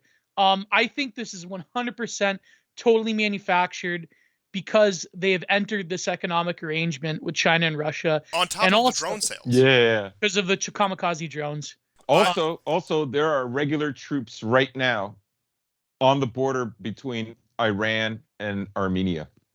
Oh, that's right. Yes, they're helping the Armenians. Yeah. Which, here's the thing though, which the globalists are sort of in a tough position. I mean, Armenia is pretty like universally liked by everybody, in a sense, and Except Turks. except for Turks, Azerbaijanis, and a few other people. Other Turks. Yeah, except for Turks, they're pretty much like universally loved by most people. Maybe we'll get another System of a Down album out of this one. Yeah. The Turks genocided them, and they'll never forgive them for it. Oh God! We had to do it. You made us do it. Yeah, literally, like screaming out in pain as they genocide you. It didn't happen, but it should have. That's the other one. They always said, That's literally what they think in Istanbul. It didn't happen, but it should have. Like that's. It didn't happen, but it should have, and we'll do it again. It's not real, but it's a good thing that it's happening. But the Armenians are pretty universally loved by most people, and the fact that the Russians and the French and the Iranians are willing to tag in and defend them. I know I joke. We'll get another System of a Down album out of this, but I mean it's pretty true. I mean, I know in Canada here we have a pretty large Armenian diaspora. But I think that which really it goes to show you, I think, the absolute demonic nature of these people in Brussels and Washington is that they're willing to fuck over these people that like out of all the populations of the world, very few you can say this of, but the Armenians literally did nothing wrong. You know what I mean? Like, and this is all on top of they're willing to throw them completely under the bus because of the actions of a color revolution government they put there. Yeah. Now it's interesting that Pelosi showed up. Yeah. And right as soon as she showed up, suddenly protesters came out demanding for Armenia to leave the CTSO. right? Uh, that's hilarious. What a coincidence. I think this is basically America's way to try to put their foot in the door in the Caucasus. What they're Yes. going to argue is that we can give you a better security agreement than Russia because Russia cannot defend you right now, and we can. It's something that I think the Americans have been wanting to do for quite a while. And Pashinyan, I don't know if people know, we talked about it on the show, but he fired all kinds of generals just before the war in 2020, or was it 2021? 2020. What was that? It was 2020. It was actually almost 2 years ago that it broke It was Yeah, out. it was almost 2 years ago. 2020. Yeah, so he fired them the few previous years, and he wouldn't take certain air defense systems and stuff like that. It's almost like he set them up for this fail. A lot of people in Armenia believe that he is a subversive. Well, they were protesting him, were they not? They were demanding he does They actually. were were storming because Parliament. he gave up land before, and now for like this recent spat of fighting, where just 10 square kilometers were lost. You have to understand, 40 square kilometers were lost to your previously. Yeah. Not the war, but the last insurgents by the Azerbaijanis. And like the Azerbaijanis, like they literally, I'll give you a story. Back in 2005, there was a NATO meeting, NATO like academy meeting happening in Budapest. And there was a room that was shared by a German and an Armenian and an Azerbaijani. You know this is going to end badly. Oh God.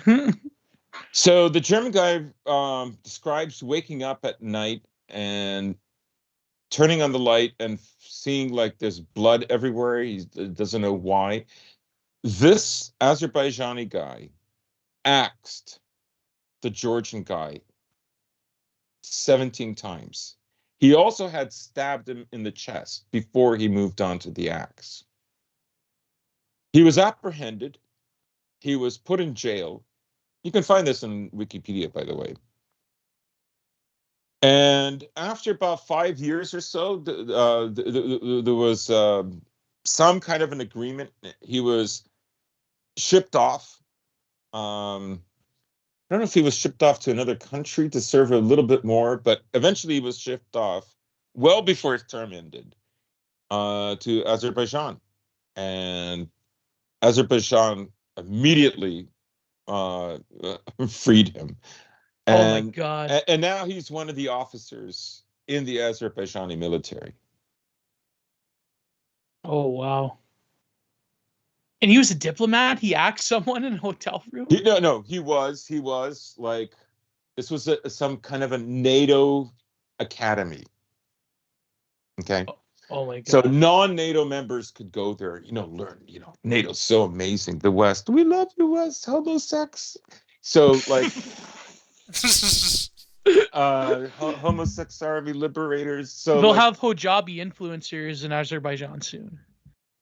I mean, obviously these people cynically use the West, right? They'll say anything to just so they can get their grievances met with historic enemies. But of course the West has this is deculturation par excellence, is that like the West doesn't give a shit about your culture or ethnic grievances because the West thinks it doesn't exist, that you're going to like conform to our standards. But yeah, go ahead. Sorry. Yeah. I think the West, okay. I think like if you're talking about the Newlands, the Jake Sullivans, the Pyetts, all those people, McCain, they know all about the grievances. Oh yeah, yeah. They fully accept them. They're there to massage the media into like, oh, you shouldn't do this story this way. I think a lot of the media now already understands how to be more propagandistic, because America really is now a one-party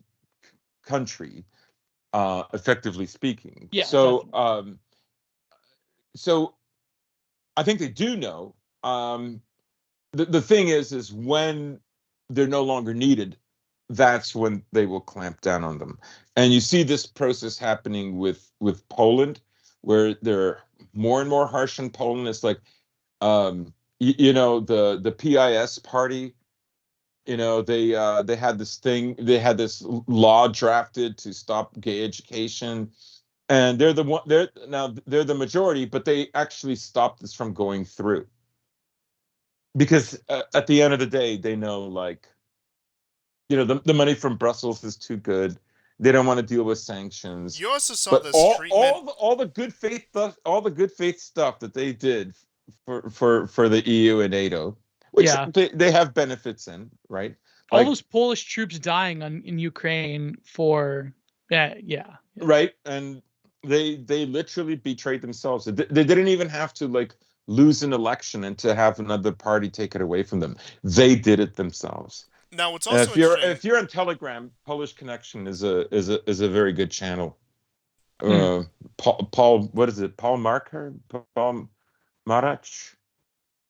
Anyways, Now, Polish Connection. now, what's also interesting you'd mentioned about the West using you until you're no longer useful is that some of you may remember in 2018, 2019, up until the war in Ukraine actually broke out, where you saw Western media slowly trying to put the Azov guys under the bus, slowly trying to push Oh them to the yeah. side and denounce them. But of course, as soon as tensions flared back up, they were completely rehabilitated. So it once again shows to the very limited shelf life of these kind of people. And with that being said, we have this situation in Iran, and as we had mentioned before, Iran has recently been accepted into the Shanghai Cooperation Organization, which is that Hmm. Chinese-led economic bloc that now Turkey is also seeking membership. And after Iran has sought membership, they've been striking deals with the Russians to give them the kamikaze drones, which have been of great effect on the field in Ukraine.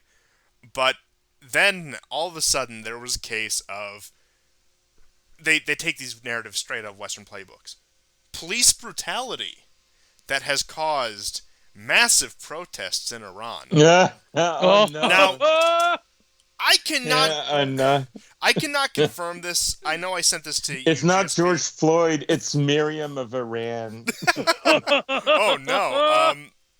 Now I know how I had sent this to you, GSP, and I can't confirm how authentic this footage is, but there were some alleged CCTV footage that Yeah, yeah, was I released, saw that. and it was of a woman having a bit of an altercation. Like the most that happened is, like the woman was touched, and then she just collapsed, and Yeah, she walked yeah, away, yeah, like, walked away, and then collapsed, and then This is the in Tunisian another cart room. boy Like, she again, went eh? into a building.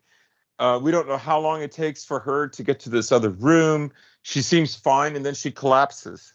and then also again, assuming they're not heavily edited, because I mean, of course the Iranians are going to do what they can to make them look the best they can in the situation. Not that I'm saying like they deliberately Yeah, sought yeah. out like, oh, we're just going to abuse women just for the sake of abusing women because we're the bad guys. Like that's what they want you to believe. And Maybe a djinn in the police force got her. oh no, I know, right? um, oh no, but you also look at the footage of this woman in the hospital, not a bruise on her. Like, Yeah, yeah.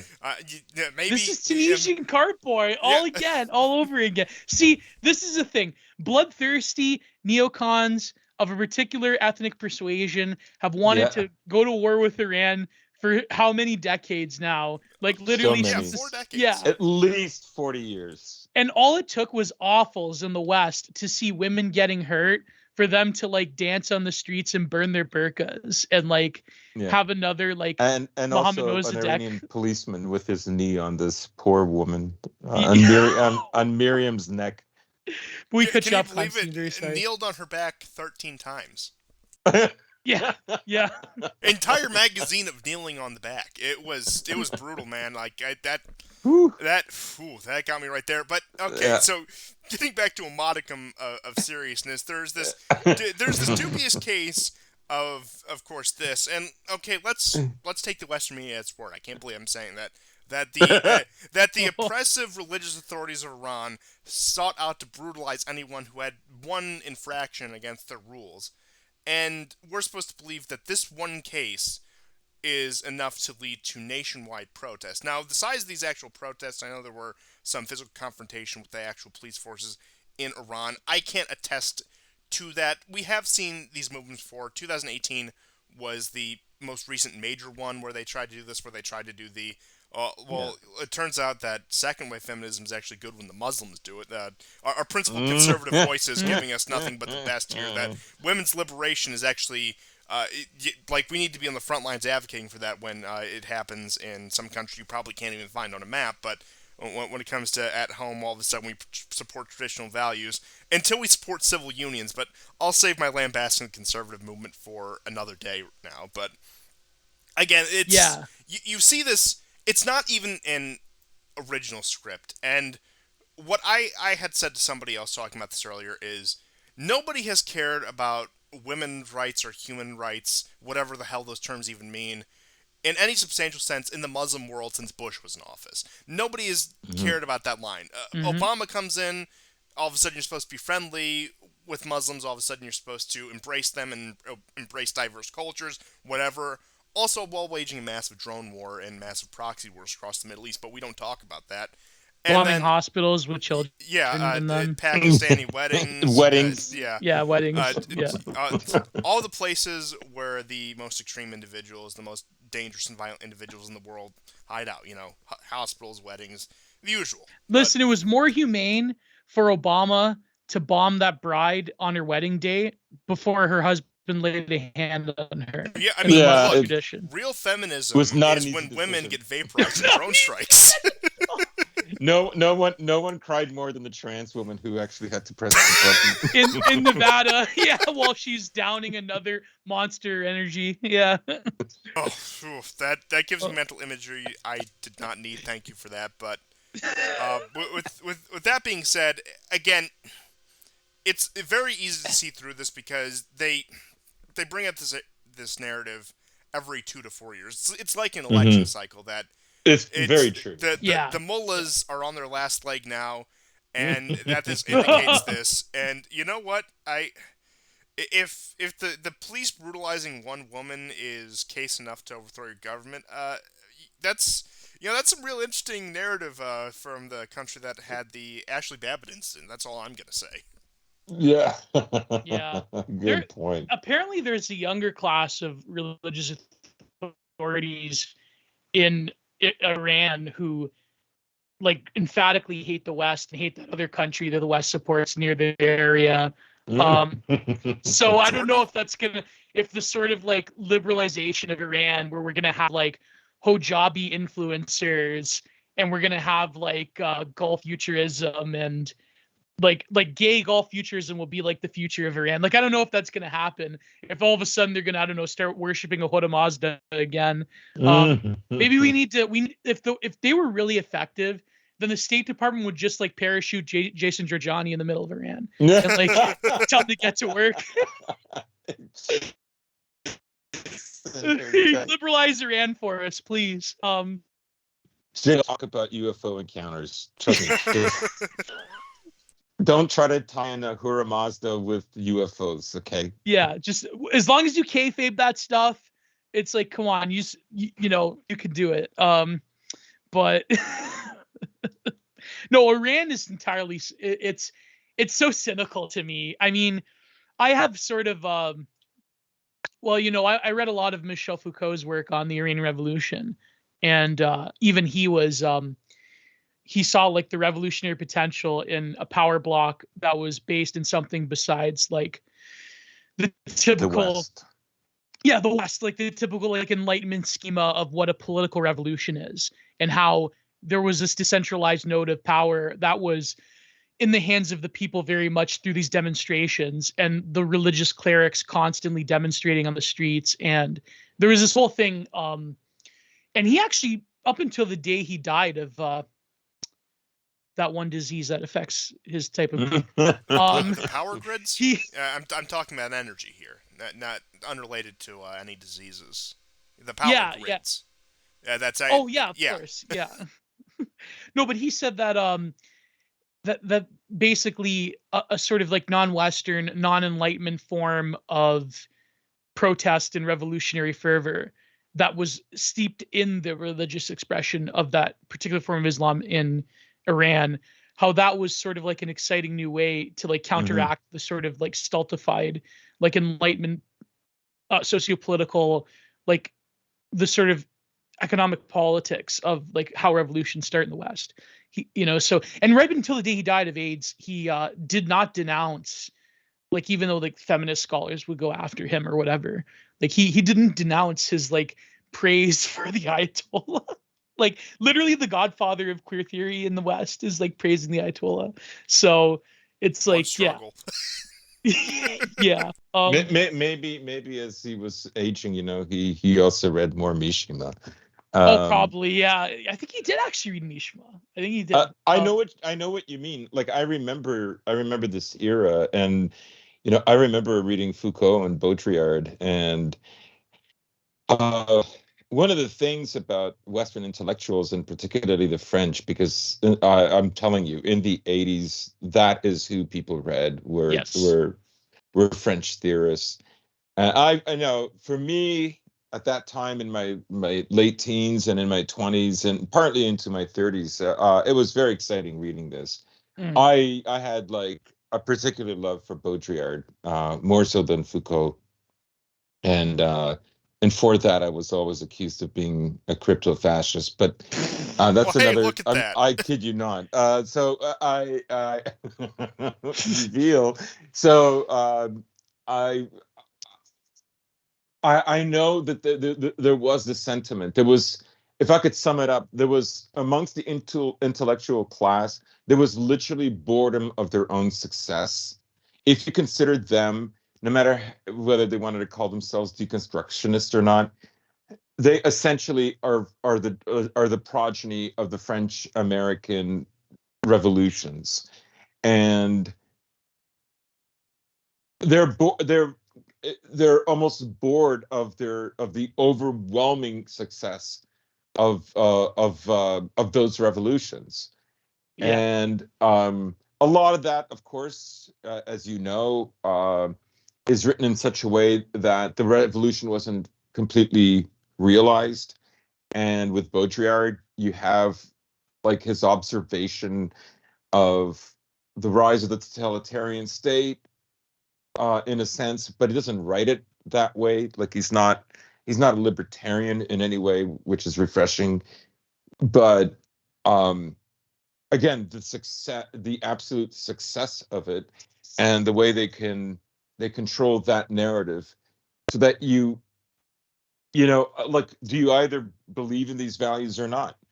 And yeah, so that's what I'll say. But Yeah. I'm glad you brought up Foucault, with reference to the Iranian French Revolution, because this brings back memories and arguments that I had with friends at that time. Yeah, yeah. And Foucault, like to his credit, like took on that precarious position of supporting the revolution. Because he saw the potential in it that broke free of Enlightenment values. And I think that, I was reading this book actually, but a bunch of scholars, most of them were like feminists that were criticizing him, and how can a gay man support, the Iranian Revolution? Watch me. Watch me, exactly.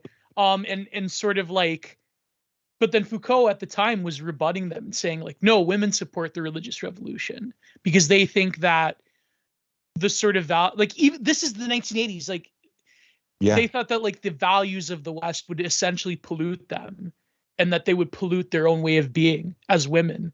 And so Right. these are Iranian like these are women who went to Iranian universities. They are not stupid like provincial, like, bumfuck Muslim women. Like these are highly educated by mostly Western professors at the time, under the Shah, right? So they were even saying that, like, no, we want this because we don't want what Western femininity has become. And this is like the early 80s they were saying this. So now, Right. Like yeah, I was, I'm talking like the time I'm talking about is just some years after that, like yeah, 86, yeah, 87, 88. Um, when these debates were happening, and when I was reading that material, and but also um, the image of the Ayatollah Khomeini, yes, very uh, powerful, yeah, very, very powerful. When the West saw that, the success of this revolution, and here's this man who is not trying to look Western whatsoever. It was, I would say, not until Osama bin Laden did that have the same kind of effect on the Western psyche as he did. And he literally was a the man first. against time. Like Oh, literally hell, a man I'll against bring it up time. again because I always have to bring it up when we talk about the Iranian Revolution, that it scared the piss out of everyone so much that both the Soviet Union and the United States supported Saddam Hussein in his war against Iran. That's right. Yeah. That's right. That's right. Yeah. And the Iraq happened, and then of course Saddam gassed a few people. But you know, that's Wait, what? He did? First time hearing about it. He didn't, but he didn't. But he didn't No, gas the no. Kurds, but he. Oh, no. Oh God, no! Oh No. man, that's terrible. We shouldn't Fed post this. I know. I love the Kurds. I love those Kurdish Yeah. lesbian Yeah. battalions. They're braver than anyone alive today, and they single-handedly defeated braver than ISIS the Marines. and They're wholesome chungus. Yeah. They're just such wonderful people. They're not. I have nothing but positive things to say about the Kurdish lesbian battalions. But Ellen Fall never happened, though. It never happened. No, I'm kidding. No, It wait a happened, minute. but you know. Oh man, that's terrible. It's fucking terrible. Just keep digging the hole deeper. Don't worry, we got all night. Yeah, no, I think the Kurds are complicated in that they really will like use whatever power gives them support. I mean, it is kind of like sad that they are being like basically pawns of the West to like, you know, the lesbian battalions or whatever. Like I think again, that's like the Iranian women in the streets right now. Like all jokes, all memes aside, like it's very funny how cynical it is, how, you know, these NGOs come into these countries and they spark this agitation, and it's like it literally is just to appeal to Western libs. Like it's the very complex relationship of Iran post-revolution, or even the Kurds in that area of the Middle East. Like the very sort of complicated relation they have to their own identity, to their own religion, to their own like. And yeah, I know a lot of the Kurds are like communists or whatever, but like it's again a very complex issue. Same with Russia, and the fact that we could just put it through the gruel like slop of like mostly like Western brain identification markers of like these are wholesome Chungus, feminist, whatever, freedom fighters against the evil religion, oppression, Al Qaeda. Like they're just like the Republicans in America that want to ban abortion. It's like these Iranian women are fighting for the right to abortion. It's like that's like literally how they think of things. Well, I think probably the most ironic part of all of this is that the majority of university educated population in Iran are women. It's a very narrow majority. It's like a 55-45, but point being is the like when it comes, if you want to talk about women's education, if you want to talk about all these platitudes they always throw at you, a lot of them went up after the revolution. And that's right. It is almost funny in a way. You brought up the NGOs who go in and provoke these things, mainly among that university-educated population, among those university students, that the oppressive government that's just, again, the patriarchal religious authority, whatever buzzwords they want to throw out there, is being protested against by the women that their regime has actually lifted up. Yeah. Yeah.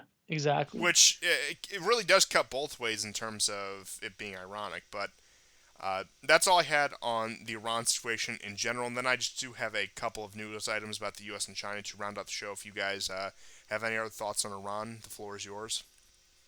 No, that's all I got. So, I didn't mean to I'm just joking. No, you didn't do it enough. And if you don't meet the quota by the end of the show, man, I'm sorry, you just can't. Nah.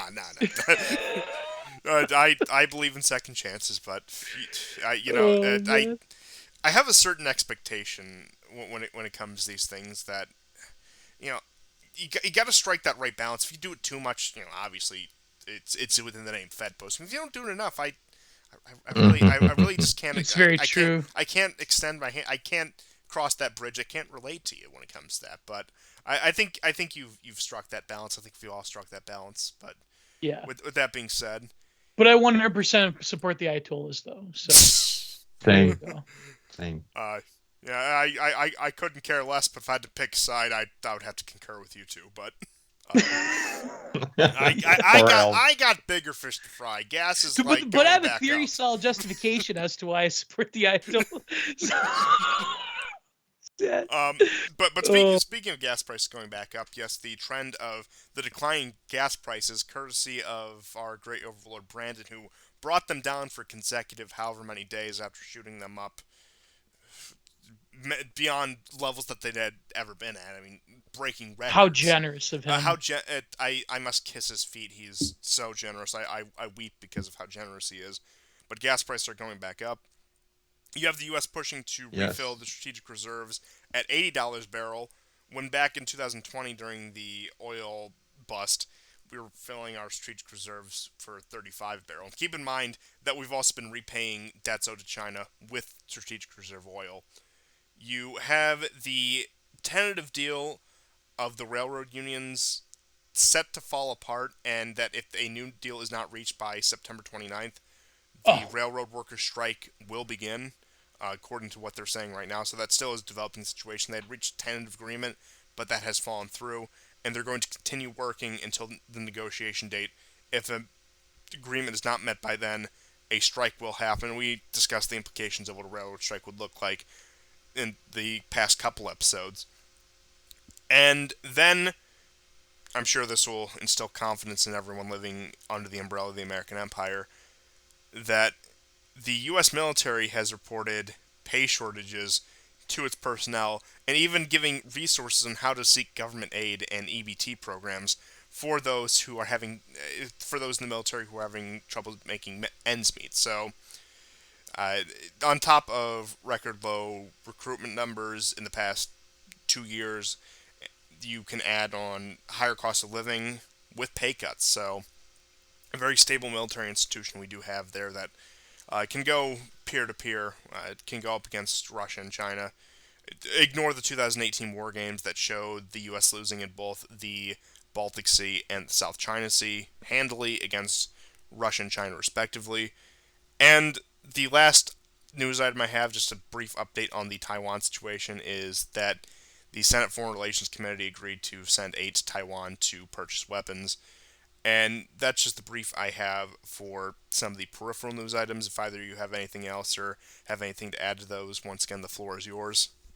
I all I have is there was a joint mission of U.S. and Canadian ships that went through the Taiwanese or China Strait just I think yesterday, and uh, just a correction. I'm on Pepe Escobar's Telegram channel, and there's a correction. I said 55 Russian POWs. It's actually 87. And this is information coming from Evgeny Pudobny. He's considered like the most sort of, he's pro-Russian, obviously, but he's the most factual um, Russian reporter.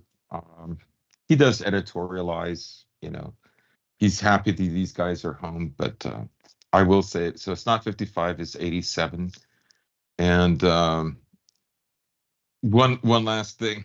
I have to read this to you. This is Pepe Escobar again. Do the dollar euro shuffle in 10 seconds. To save the US dollar, gotta break the euro. This is arguably the power play by the US Fed in cutting off the EU, most of all Germany, from cheap Russian energy.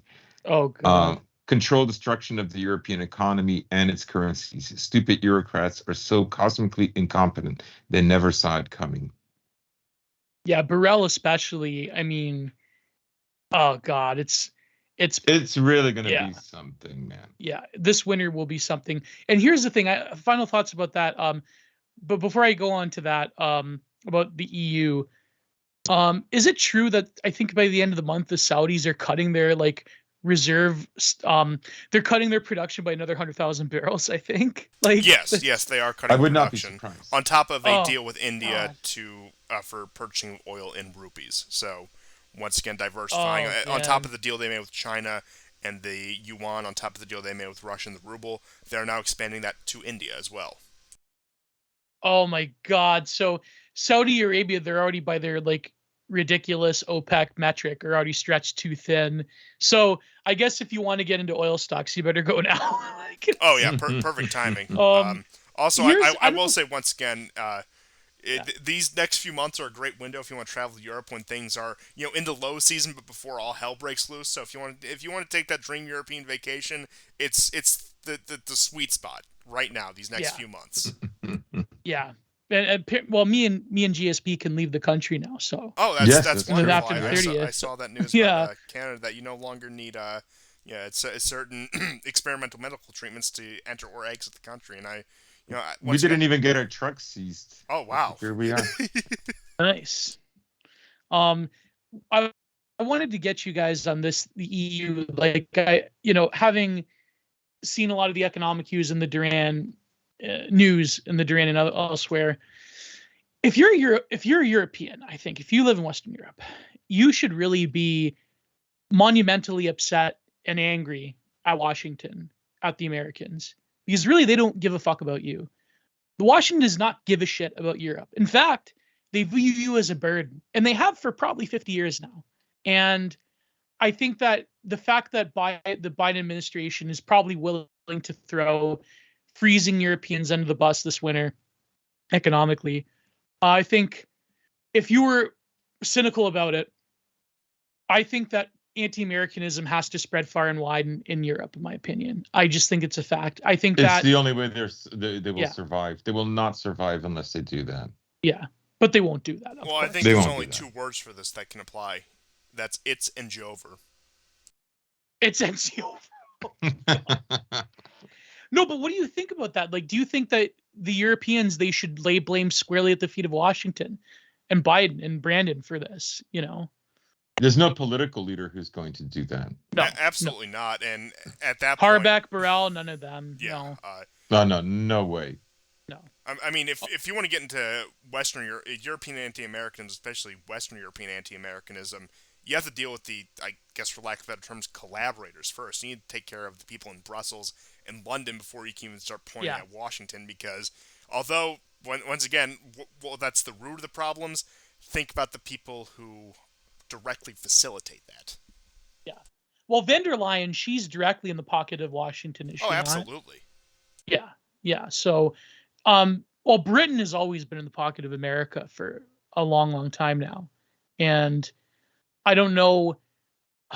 Britain is always more of a complicated relation when it comes to America because they're sort of like the gateway of America into Europe in a lot of ways. So, but what happens when pensioners in London are going to freeze? What's going to happen?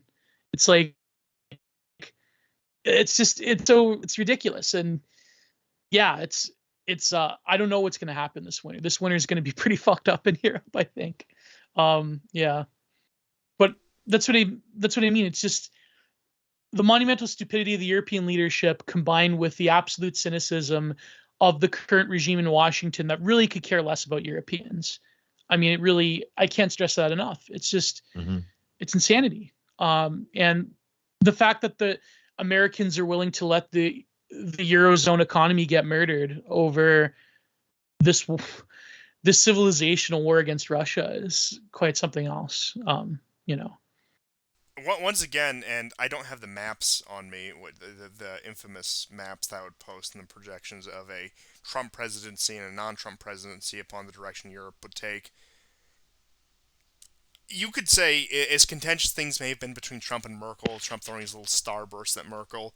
My favorite story from the Trump era, by the way, that Yeah. what he did at the very least, love him or hate him, just speaking from a European perspective, is he made Europe, as completely incompetent and detestable as the leaders are, realize that Washington will treat you like this. I mean, because Trump was already outright talking. I mean, I have no doubt he would have done the same given the situation, but it was much more straightforward that Washington will treat you this way. You have the nice Democrat in office, and they think, oh, it's going to be a cooperative relationship of equals. And I'll tell you, that's just window dressing. At the end of the day, No, it's going to be the exact same treatment. And Europeans are not equal to oh, Americans. I'm absolutely sorry, not. in And terms of it's Washington's yeah, view of it. yeah. Yeah. But Oh, that, I sorry, mean, to cut you off. that's the way they want to paint, and that's the lie they want to tell themselves, especially when Yeah. the right team is in office. But now maybe the Ukraine situation would have played out a little different because Trump may have not egged on the Ukrainians as much. We could speculate about that all day, which I won't right now. But point being is, if Trump had won a second term, although I don't think it'd be by much greater margins, Europeans probably would have been slightly more prepared for this because there would have been a greater rift between them and Washington, which it is necessary. So as much as they may hate the wrong team being in power in Washington, it does make them Yeah. reevaluate their situation. And getting back to the root of it, all European, okay, almost all European anti-Americanism is on the premise of virtually all anti-Americanism, which is America's not good enough at living up to its own values, and we live up to them better.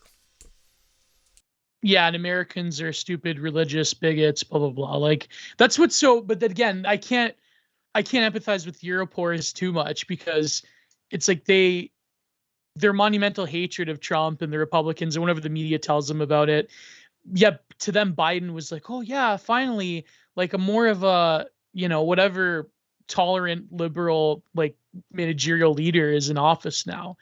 I mean, in hindsight, Biden's been an absolute disaster for the average European. Oh, I mean, absolutely. And not to praise yeah, myself too much, not to say I'm that insightful, but I remember upon Biden getting elected, there was some tweet that well, it was from one of these. I think it might have been Reuters, one of these mainstream news outlets saying Europeans celebrating the adults being back in the room. And I remember that yeah, one. what I remember what that I one. what I had quote tweeted is Europeans celebrate now, but then get sanctioned into oblivion for buying Russian gas. Yeah, yeah, like, but that's sort of like absolute ridiculousness of the situation is that like I think literally, I mean, it is kind of funny. I know BAP talked about this, how a lot of like the nouveau droit in Europe, how they like squandered their legitimacy by hating Russia so much. But if I think France in some ways would probably lead this, they would probably have you would need an explicitly rightist version of anti-Americanism. You would need them to say that America is the great Satan that is sanctioning us into oblivion, that's squandering its European heritage and European civilization as a whole. And that, to make sure that dysgenic transmogrified freaks in America get fed it, get welfare checks, Europe has to freeze to death. Like that's the only form of, I think, acceptable anti-American. And of course, I'm biased, but like it's the only form I think that is legitimate and coherent in terms of like Europe awakening to the fact that they've been sold a bill of goods by America since like after World War II. Well, It's because like they're the that's only ones who yeah, actually would want a divorce, as opposed to all the other factions, which just chide America for not living up to whatever yeah, abstract values liberal. enough. Yeah, yeah. America doesn't have enough abortions and universal health care instead of the real problem, which is America is this liberal totalitarian power that's willing to basically chew up everything apart from even its own people willing to chew up its own people. So I think, but of course this is wishful thinking. I think things would have to really get bad in France for this to happen. But all We'll the see EU what this countries, winter I holds see because, France. oh boy, don't get me started. It's not going to be. I mean, okay, maybe this winter it'll be painful, but like 2023 is going to be a horrible year for Europe. It's Oh yeah, undeniable, and yeah, like I said, maybe this winter it'll be painful, but they'll still come out relatively unscathed. But it's going to be the start of a process that simply cannot be undone except by very particular solutions that I won't get into too many details on the show because of the nature of those and because of time constraints. But if anyone has anything yeah. else, now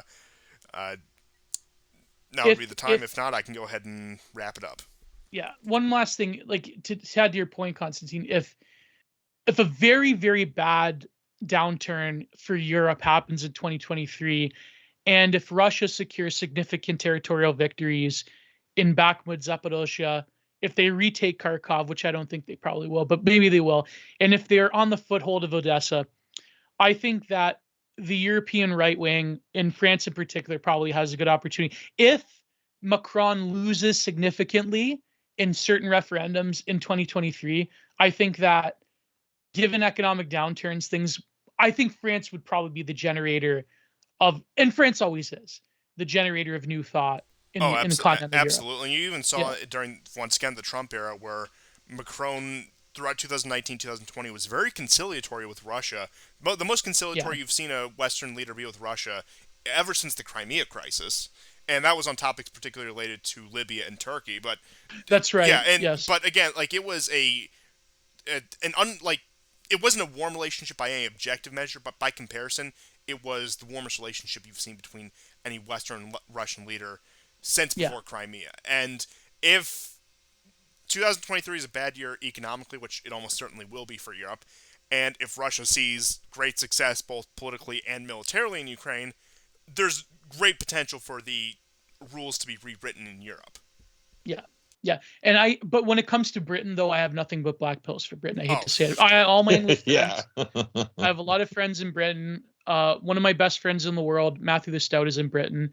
Yeah. But I don't see anything good happening for the Brits, in my opinion. I don't see No. things good happening. This usually catches me some flack, but the entire Anglosphere is just done. Yeah, Yeah. Canada, New Zealand, I mean, Australia. They becoming a Chinese protectorate. Who knows? no, I mean, we'll fare well because with respect to Europe, but Oh yeah, yeah, the UK won't, because the British pound sterling is also falling. yeah. We mentioned on the show before you came onto this show, India overtook the UK's economy, and Oh that's not all they're God. overtaking. Oh no. Yes. No, no, not Oh, the, oh, not the, oh not the yes, the tariffs. civil No. unrest, so to speak. Yeah, yeah. Yeah, Wait till I mean, who knows? In 20 years, maybe the crown will have like a king or queen with a turban. I don't know. maybe. Uh, no, it'll never happen. I mean, the country would just Yeah, it would die. blow up. Yeah. I think the potential for a Children of Men scenario has never looked more likely. I Yeah. I really truly believe that this is going to be. I'm not saying that's going to happen, but there's no question. I think we're getting on the precipice of that. We'll see how it goes. You can never trust the media. The media Yeah. would love to tell you that they're all short of gas and oil, and the winter goes by and that didn't happen. And guess what? Russia's, like, I can see that, they lied about how much ammunition they've sent to Ukraine, and how many M777s, Yeah. 112 my ass. They sent a lot more than that. So I would say, like, we'll wait and see. There's no question, based on the amount of protests that we're seeing, that there is going to be an economic downturn, and they're not going to recover, because there's no way that. I mean, we were saying this at the beginning of the year, that Well, when it combine the was when pressure it was from just COVID about too, was like the that. lockdowns. Yeah, yeah, yeah, yeah. Yeah. But also, like, at the beginning of the year, when the story was, are they going to shut down Nord Stream 2? You know, Constantine and I were basically saying, like, yeah, America wants to destroy the EU, because they understand that if the world is going to be multipolar or bipolar instead of unipolar, they cannot afford to have the EU profit and develop and increase its wealth, No. with America taking a more minor position. So America essentially suffered. The EU has to suffer this in order to stay on top. But I will say this: I think the leaders in the EU honestly believe, and I think this is why they are so convinced that there will be a victory in Ukraine. They believe that this sacrifice that they're making for the US is only temporary, and that once the victory comes, they're going to enjoy even more wealth than they had before the beginning of the war. I firmly When believe was that. that ever true of any place that I America know. was I worn think. out from? Yeah, I know. Oh God. I know. But you know what?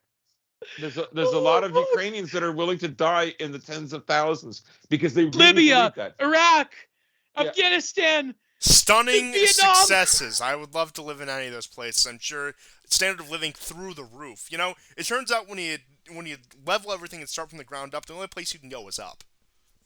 Yeah, I could buy a Menabati GF in Libya right now. I could probably go. You couldn't before when that guy Gaddafi was in charge. Oh yeah, he wouldn't allow it. That No, bastard. that would be haram. That exactly, yeah. Slave. Look, yeah. I'd personally wait for the Menabati Iranian slaves would be markets to haram. open, but that's just me personally. You know, I look, I understand the sentiment, but those Libyan markets, you get. Well, let me put it. You get what you pay for.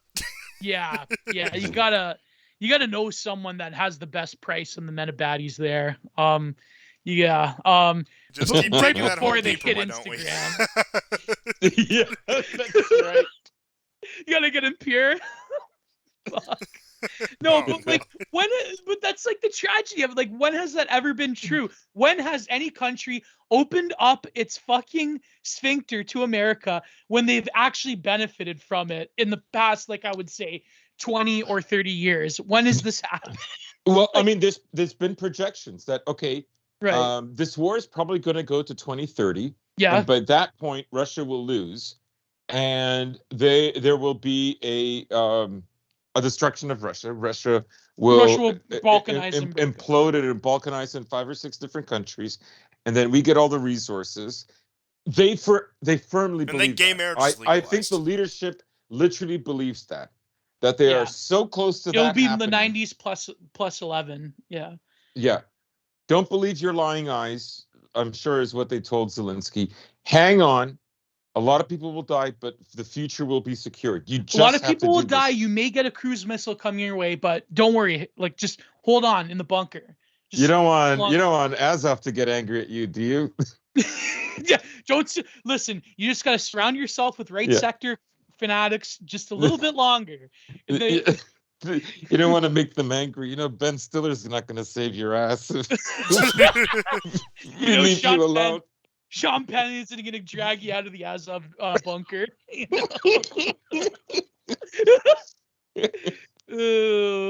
Vogue magazine is not going to, like, yeah, I mean, listen, Z-Man, listen.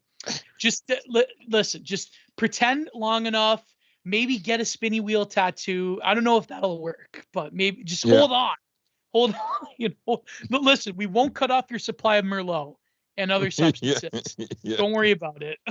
You know, but that is an interesting point. They probably do believe. I know, but Burrell probably believes that. But that's what I mean. Like, Europe, and here's the thing. I hate to say it.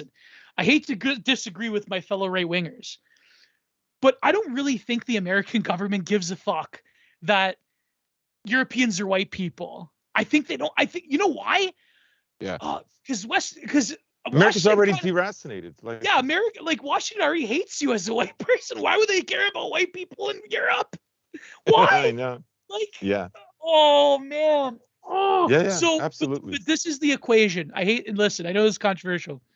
This is the circle that you have to square if you're like a hairdo guy that supports NATO. The hairdo, you know what I'm referring to, right?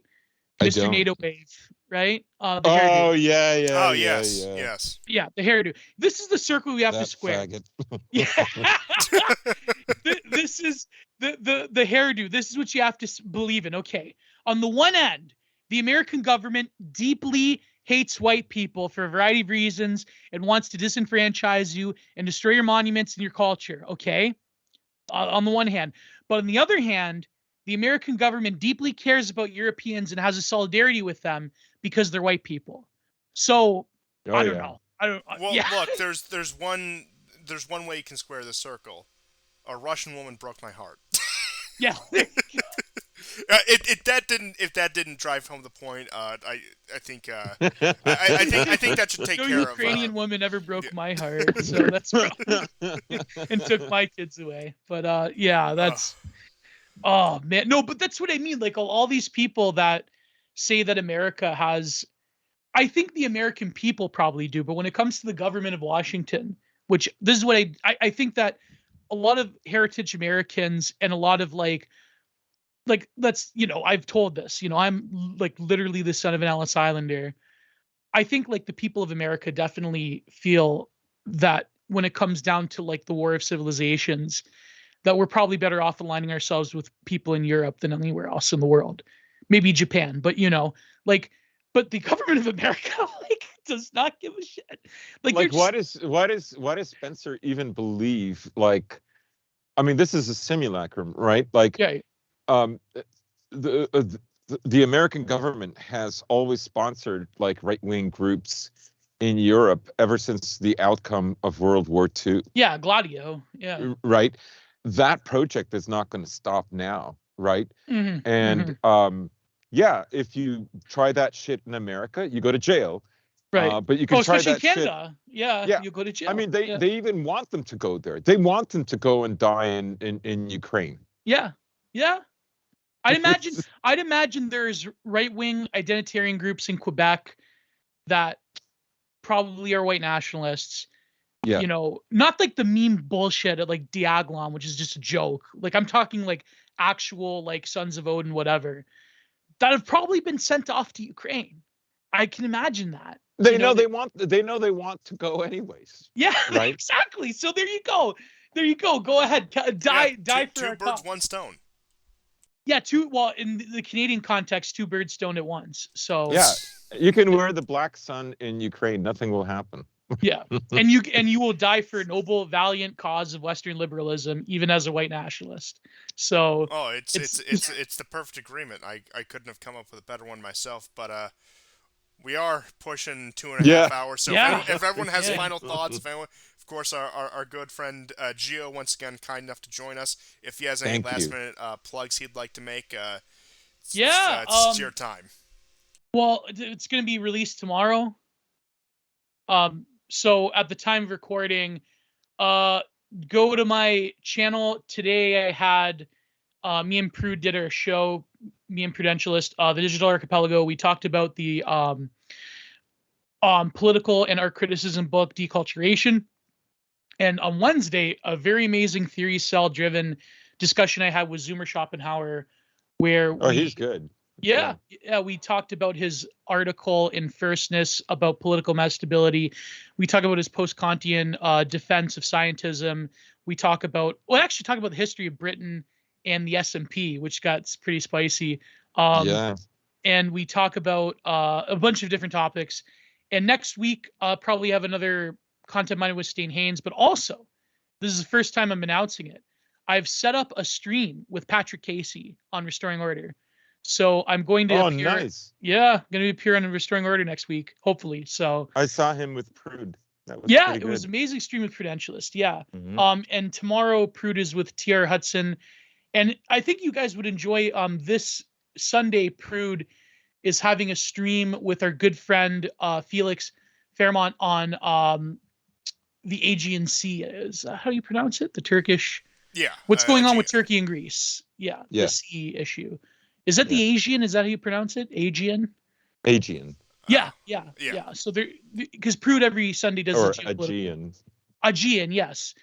So every Sunday Prude does the geopolitical stream, and so they're talking about that. It's going to be great.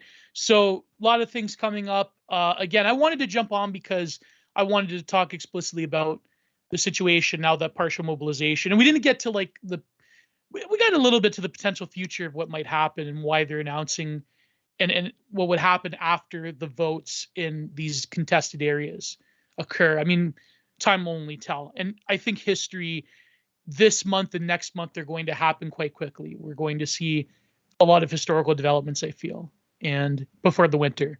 So thank you once again. This has been great. Thank you for coming. Yeah.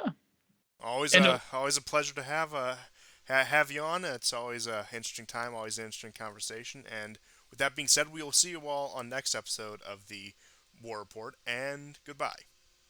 Goodbye and take care. God bless.